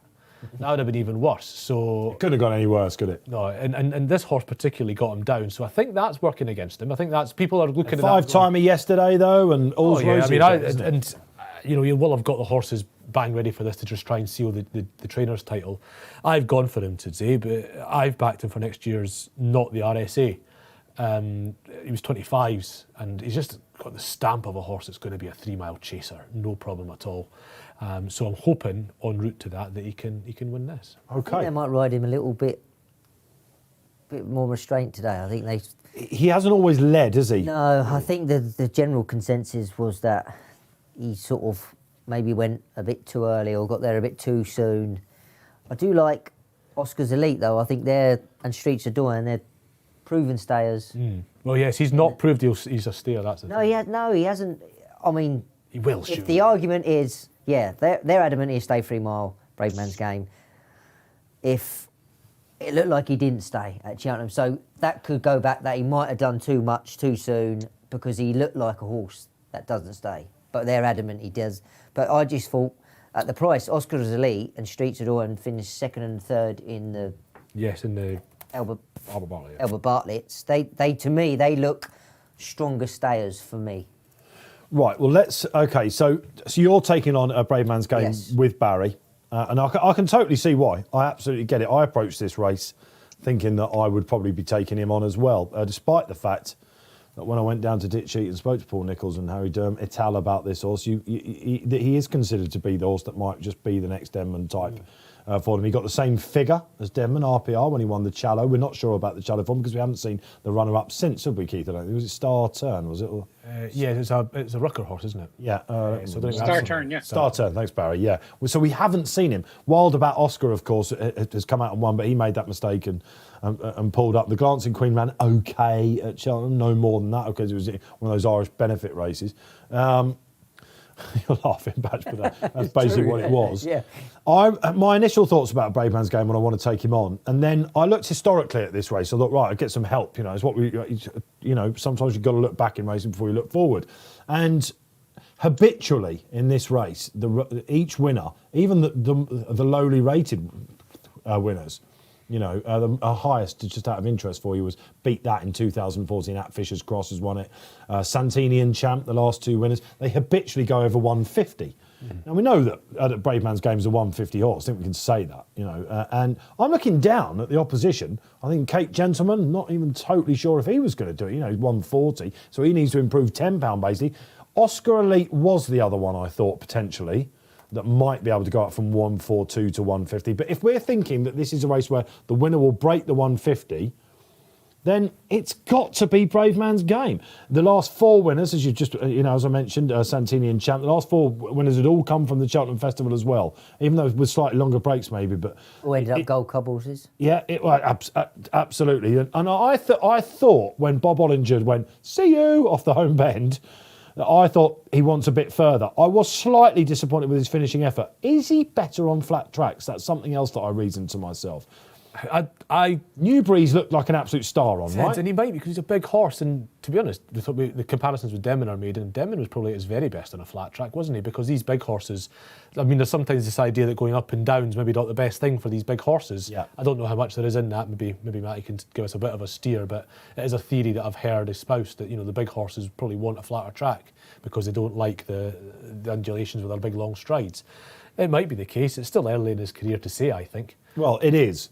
But he was left left behind. Yeah, wasn't because I'm trying to dig out the finish, because it was so much speed Bob Ollinger showed, I thought. It was just, he looked such a quick horse. There was a moment in the race, Batch, wasn't there, where, I can't remember the horse that did it. Oh, yeah, whoever rode Bear Gillis in the race. Who would that have been that rode Bear Gillis? Matt Griffiths, of course. Thank you, Barry. He moved up to Brave Man's Game with about 3 or 4 to jump, and he made sure that Harry wasn't making it total cat and mouse. It wouldn't have mattered in the end. Yeah. But I just thought it meant that maybe, I'm not saying it would have cost Brave Man second, but it cost him a length or two, I think. And he didn't quite get up there. In fact, he nearly lost third place to Bear Gillis, didn't he? But I did think at that point he wanted 3. Look, I find it very difficult to oppose him. I also think about what Barry said as well, for you out there if you're umming and ahhing. This, for me, would be, I was almost certain that Paul was going to say, right, that's it. This is now all about fences. Let's not be greedy for the rest of the campaign. Let's get this right. This is the horse. Let's not get this wrong. You know, he skipped Triumph with Mon Mirror. Is it the can't let it lie side of Paul Nicholls? Possibly. He loves this horse and he's got to get it. It's big running the spring. I would also wager that the owners, John Dance and the Drews, definitely fancy to run in this. Let's get back on track. And this looks like a weaker spot, doesn't it? So generally, if he stays, he wins. That's the way I think. I think he's a lovely jumper, Touchwood, and I'm with you a little bit, Batch, as well. I think if he gets a lead again, he would not have to do the donkey work. I think he's going to look very dangerous up the home straight. Galley Hill, I suppose, is the obvious alternative. Barry? I thought a horse that could run well and at a big price was Sizable Sam. I backed him last day in that race in Newbury against Polish. He finished, he went off 4-1 joint 5 that day. Now his run just petered out a bit, but I'm wondering, was the ground just, it's officially good to soft that day, but that was his first time at 3 miles and it just seemed to peter out coming to the last, his run. There was a whole host of them there, if you remember, jumping the last. There was 6 of them. But just before that, his runs before that, I was really, really impressed with him. And at a big price, I thought he could potentially run into a place. I wonder what the lads were thinking. With you 100%, Barry. He was on my lips to mention as well. You mentioned Matt Griffiths. That's what made me think about him as well. Jeremy Scott, if you remember, had a slow start to the season and they got this beaten first time out. Yeah. And then it was Wincanton he went to and absolutely hosed up. He then went and, but that race at Newbury, he went really, really well. It just, again, you could see this horse, perhaps this horse that is going to, not blow his mark, but if they want him to be a graded novice chaser, Keith, next year, then that's obviously why they're running here. Because if they want him to be a handicapper, you start off softly in a novice chase, handicap chase, off a marker 1-3-1, you blow it up and then you aim higher. So they obviously think a great deal of this horse to be running here. They obviously don't fancy handicap chasers next year, so yeah, they're just burning the mark. So that's obviously what they're doing, which is a plus if you're looking at him. It certainly suggests he's well regarded. Yeah, well he is. Yeah. That's the thing about it. And My Drogo colours, isn't he? Yes, it is those colours, isn't it? But My Drogo's a really good horse actually. Kelvin. Why is he not running here? What, in the 3 miler? No, just who? My Drogo? Is he running tomorrow? He's running tomorrow. Oh yes, I'm following that. I tell you what, this Quizmaster title, Barry, is just being shaken today, isn't it? Let's face it. He's got a massive chance tomorrow, isn't he, in the 2.5 miler? Yeah, he's a really good horse. And which I bet you any money that Henderson wishes he'd run there now with Dusart, doesn't he, in the 2.5 miler. I've been thinking about Dusart. I can't get him out of my mind, actually, since we've been doing this show. I've left a little something on the table there. There's a very good horse there. I just wonder what they're going to do with the next. Anyway, so My Drogo, there was a boost for My Drogo as well earlier on. It might have been in that race, mightn't it? It was the second, Do Your Job.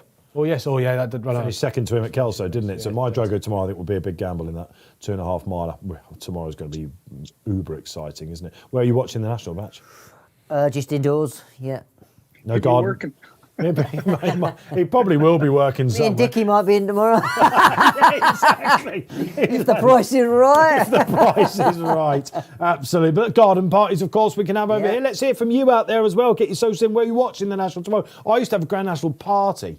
That was my thing, yeah. I used to infuriate the bosses by having it off every year, and I'd sort of like it would get forgotten about in sort of February, and I'd be like, oh, they haven't seen that I've taken it off again, and they were like, 1 year, Dave Orton, you will write about the national. It's one analysis that I've never done. Is there somebody that tends to get it? The gluttons out there that tend to do it. They've got to do the close-ups this year as well. Good luck with that, boys. There'll be 3 or 4 of them on that. Someone's going to do it. Someone's got to do it, absolutely, and it will be done to perfection, no doubt. Yeah, again, we missed it last year, but I used to have a party and people would come around all over. I'd have a barbecue, you know what I mean, kids there. We'd all enjoy getting a big screen. It used to be Brilliant, yeah. social highlight. People, you know, we had the winner a couple of years. It was a great thing to do. Great couple of sweepstake throughout the card and all that sort of stuff. I can't wait for next year because, I say, this year not there, last year wasn't there, and I've been there. Even if I wasn't working or wasn't riding, I'd go up there anyway. What, we're going to have to do this remotely next year, Batchelor? Yeah, remotely, yeah. You never invite me here for the big days anyway, so... Get yourself... Dickie Johnson will be sitting there. Cheltenham, second day at Aintree, yeah, you get all the big boys in on the ground. Now that Dickie's retired, you're probably like, oh, he's going to nick this job and all. See if they ride on Live, Love, Laugh scoring in next year's top him. Try to see if you can get on that.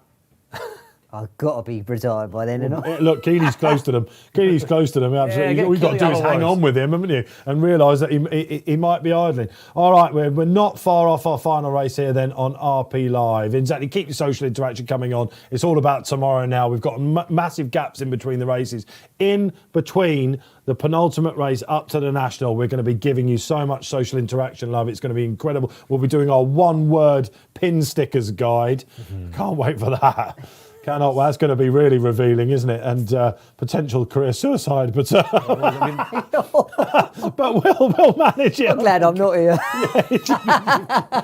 That's it. It would have been my last day, I think. About 10 hospital passes, I think, wouldn't it? But yeah, we'll have some fun with that, absolutely. So we promise you things here on RP Live. We've got loads of ideas. Let's hope we can deliver for you tomorrow then. Okay, great stuff. Brave Man's Game then, Barry. We've done all the talking now. The punters have had their opportunity to play. Are they still with him? He was into 268 at one stage, Dave. He's 292 now. 8.6 Galley Hill. That's been a bit of a negative. Streets of Doyen very strong into 6.8. 7.4 Midnight River. Oscar Elite 8.6. Another one attracted some support, and it's 18 bar down. He's good rider Simon Torrens, Barry, isn't he?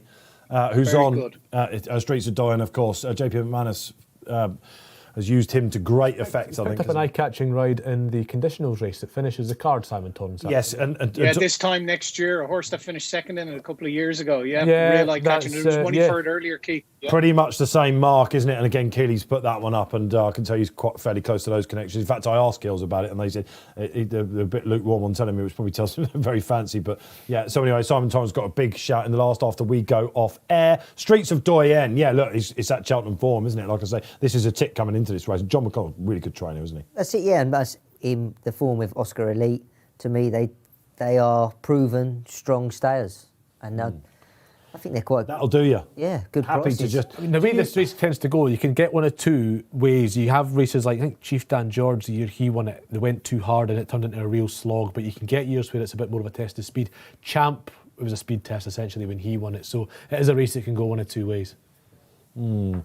Brave Man's Game. I'm just looking in the corner of my eye. He's hardening up all the time on course. And what about Midnight River? We've not chatted about him. Not quite the week that the Skeltons have probably. I know they had Protector out, but a few near misses left, and horses that really were the Cheltenham mark, I think. And Destry that was plainly plotted at the Red Rum and then didn't really turn flat, wasn't he, a little bit? Yeah. Looked like a horse that basically had come down in the handicap for a reason. But this chap has avoided the Cheltenham Festival, which was a massive tick yesterday with all the winners, and of course beat Galley Hill when they met at Ascot.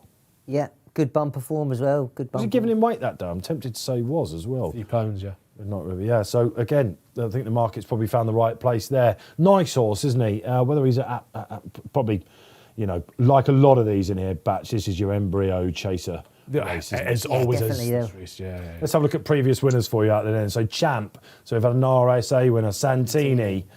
The World's End, Ballyoptic, Thistlecrack won this. 25 to 1 shot he was. He was, because he'd I backed him in the Imperial Cup that year then.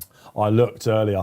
1 second, just bear with me while I look down at my screen. I'll tell you why I looked in a minute. Thanks, Batch, for reminding me as well. Give us a clue. Give us a clue. Oh, do you know what? He never get. It was a Ruby Walsh winning one in the called Bois de Franc. Was that a gig? It won the Martin Pipe, hadn't it? It probably had. I can't even remember. But I'm glad that you mentioned that to me, because I looked down for SPs of certain horses in this race, because as I hovered over the the historical trainer runs in this race, win-place ratio, basically, in the last 10 years, it doesn't fill you with confidence if you want to go for the Fav as they get ready to jump off. He's had 7 runners in this, Nichols, for 1 place. Now, this is why I thought this isn't usually a race that Paul tackles with any confidence, but he hasn't had a runner shorter than 13 to 2. Oh, I can't remember who placed. That would be 10 years. That'd be more than 10 years ago now. I can't remember who placed Batch, but it wasn't anything really. Oh, yeah. I can't remember who it was. I'll try and find it. But no runner under 5 to 1. So this is, maybe no runner of Brave Man Game calibre. The other thing, obviously, with them being embryonic chasers, they're horses that are more likely to improve at this stage of the season than, say, the 2-milers. Because they are more. They're horses that are an earlier part of their improvement. 6-year-olds that they're always going to improve to 7 to 8. So being chasers, Rare for a novice hurdler, you've got 3 runners in the last 10 years. Have been 7. It's that sort of race. It was at Fisher's Cross. Yeah, it was a horse called Just a Par. Was his second. Just a Par. That ran international. That was it won the Whitbread. In the Barber colours, wasn't it? There's the cross belts, Roach colours. Red colours. Yeah, the red with the white cross belts. Missed those colours, don't we? Graham Roach, yeah, absolutely. The marvellous this, that, and t'other. Jamie Moore rode it international, I think. Sean Bowen claiming 7 when he won the Whitbread, I think. Really? Yeah, the Whitbread. There you go. Whitbread. All right, we're off and running then. Final race of the day. They are off in the Sefton at the 4:40. Where's Brave Man's Game? Oh, complete change of tactics. Wow. In fact, I'll tell you what, I had to wake him up a little bit going over the first. As at the moment, is it Midnight River that's going into the front? No, it's not actually. It's very similar colours. It's Ahoy Senior. Well, for Linda Russell and Derek Fox, 1 for Arthur.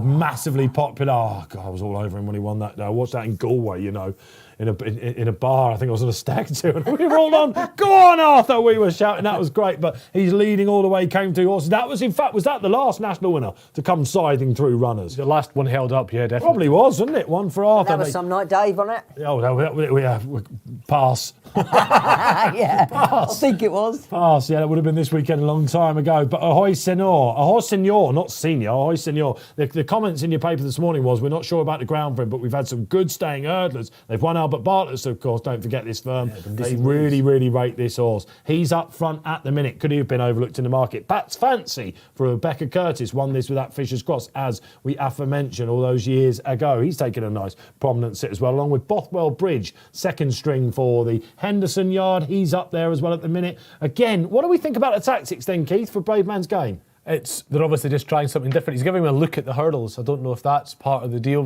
Obviously taking him wide like they have. It just is suggesting that they're trying to do something to get this horse back to what they thought it was. Right out the back then is Champagne Super Over. He didn't quite get home at Cheltenham, did he? But he caught the eye a little bit, riding for more of a conservative time through the first half of this one. Just looking for a couple of other big players. Galley Hill was switched to the outside by Nico de Boinville. Not really jumping at the minute. Let's go to Barry Orr then. Sizable Sam. He's going all right, Barry. Okay, your favourite went out to 5 to 2 off the back of not leading early doors. He's into 2 to 1 now. Brave Man's Game 305, 7.2 Galley Hill 5.9, 5.9 Midnight River is the big is the shortener really, and Ahoy Senor 29 at the moment. But they all seem to be travelling well within themselves, don't they? Okay, yeah they do. Ahoy Senor, it still looks a bit green to me. He's hardly had any running at all, is he? Like I say, he won a point by 30 lengths on Good to Soft, and he's running a couple of races in testing ground at Ayr, so that's a very different kettle of fish for him. And he's getting a freebie, isn't he? But you've sensed that Cobden feels he's getting too much of a freebie, because Brave Man's Game with the circuit to go, pretty much the circuit to go, is now moving up. Yes, also, I think he's just sort of letting him Brave Man's Game work into it, although he won't like that he's not getting to see this flight. He's jumped it beautifully, though, hasn't he? Now, we lost one there. We lost one there. It was top of the Cotswolds. Has gone on the inside for Sam Twiston Davis. The way Brave Man's Game's jumping, I'm going to hazard a guess that they've schooled him over fences quite a few times already, because he's jumping them with quite a lot of air. Yeah, a bit of air to there, isn't it? A bit of air. I think air time. I think he's been jumping. I think he's been schooling over fences at home, if I had to guess. Batch, I want to come to you, because Oscar's Elite's got a lovely buried position under John Joe O'Neill Jr. And Streets of Doyen on the inside held up as well. Yeah, travelling well, jumping well, in the prime position really, just behind the box seat. And just Brave Man's Game just next to him. You call this a tactical affair at the minute, wouldn't you? I think they're not. Apart from the leader, no one wanting to play their hand, or don't even want to show their cards at all, do they? It's not very like Derek Fox to lead either. He's a real hold-up jockey. Actually, he loves to hold one up. Well, could this be like a Jamie Spencer or Richard Hughes on the flat when they're in front? These jockeys, you know, they're going really slow, and it must be awful if you're on a hold-up horse and you're like, I'm doomed. I think that's why Cobden's moved up a bit, and he's sensed something was going on here. He's had a plan, and he's thought, right, that we might just quicken a bit at the end here. Well, I think that's definitely on the cards, isn't it? If you've got the likes of Doyen Bree for Sandy Thompson, Ryan Mania out the back, it's going to be hard to make out that ground. Sizable Sam, he's gorgeous looking animal, isn't he? He's going to be some beautiful interesting if chaser. someone like Oscar Elite or Streets of Doyen takes the race by the Now they've quickened it up. Yes, what we're going to do in the back, I assume Cobden expects to move Tell you up. what, they've really turned on the taps all of a sudden up front. As Pat's Fancy just breathes down the neck of Ahoy Senor then. On the inside, Bothwell Bridge getting closer. Looking for Sizable Sam, jumping out really well. Oscar Elite going, looking for the favourite. No moves yet at all. Still doing it very comfortably, isn't he? Still a very comfortable set. What about Midnight River? Looking for him. He's going all right. Right upsize Brave Man game. He's on the inside of the winner, isn't he? Inside of the favourite, sorry. Okay, what's cracking out the back then? Couple of cracks. Where's Galley Hill? He's still going all right as well, Champagne Super Over looks to have cracked. Bothwell Bridge looks to have gone now. Streets of Doyen, perhaps a little outpaced there. Outpaced. You can see what the cheek pieces have gone on him. He doesn't fancy it. Bothwell Here comes Bridge Brave Man's game then. You're getting excited now, aren't you? Oh, he's getting a little bit tight there. Just had the door shut on him a little bit. Pat's Fancy came across him and so did Galley Hill. So, leading into the home straight. The final race of the day here on RP Live. Good luck if you're still in it because the big players are Does he pull in wide here or does he sit in behind all the way in? You know what? I think that done him a favour not getting through that cap. Yeah, he got him back on his tox a little bit. Well, Midnight River, he's still got colour to play. Galley Hill started to crack. Pat's Fancy started to crack. Streets of New York, of Doyen desperately trying to get back into it, but surely not. As we'll see what Ahoy Senor's got here. Evens, Brave Man's game. I'm not surprised. It's all about stamina, don't forget. He's never been this far. We think he's a staying chaser in the making, but how will he get home against the proven stayers? So, Ahoy Senor running a mighty race up. Oh, no. Lovely jump there. We lost Midnight River there. We lost Midnight River there. Nothing goes better than the leader.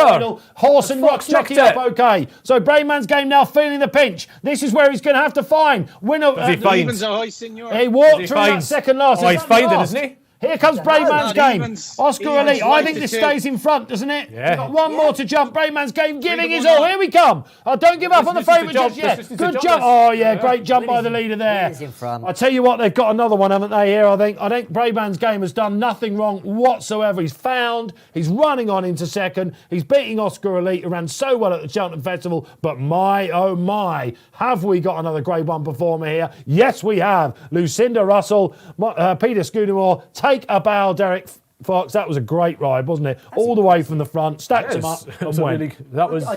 I don't think you could say Brave Man game hasn't stayed. I think he's just stayed better than him.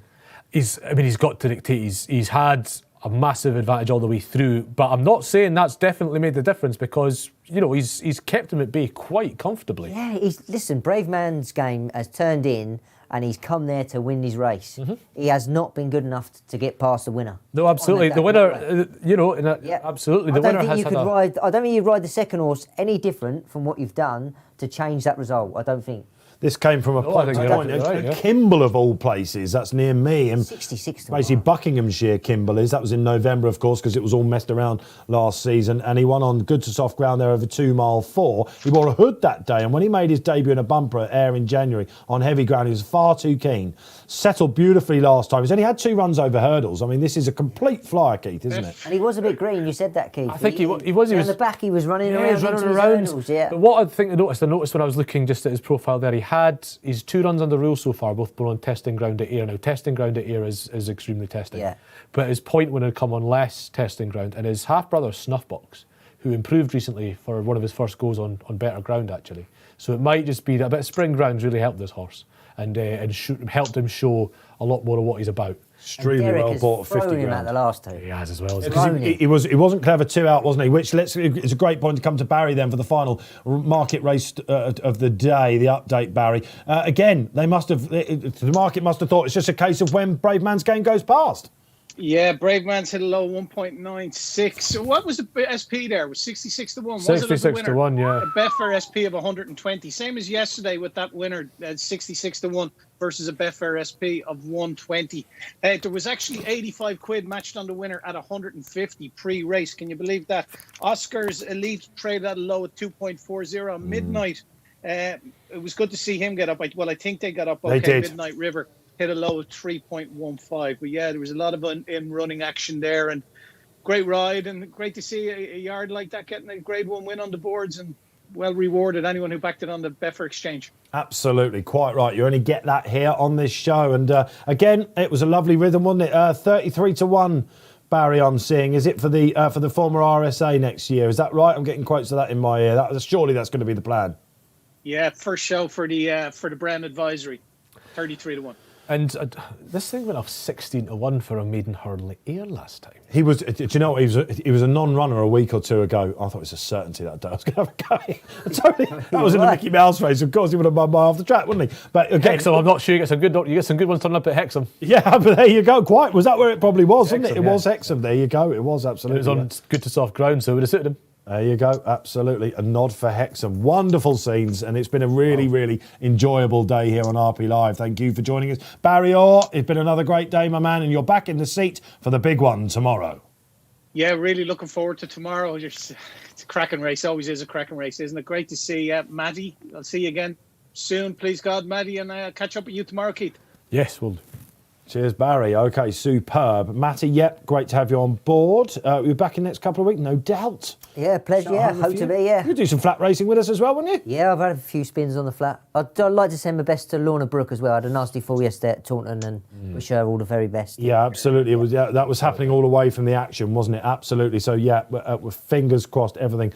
Positive thoughts going her way. That was a nasty one, wasn't it? Yeah. But great to have you back, Batch. It's been one of those days, isn't it, where we're racing to slightly taking a back seat a little bit, but the show's gone on. It hasn't disappointed. Highlight of the day?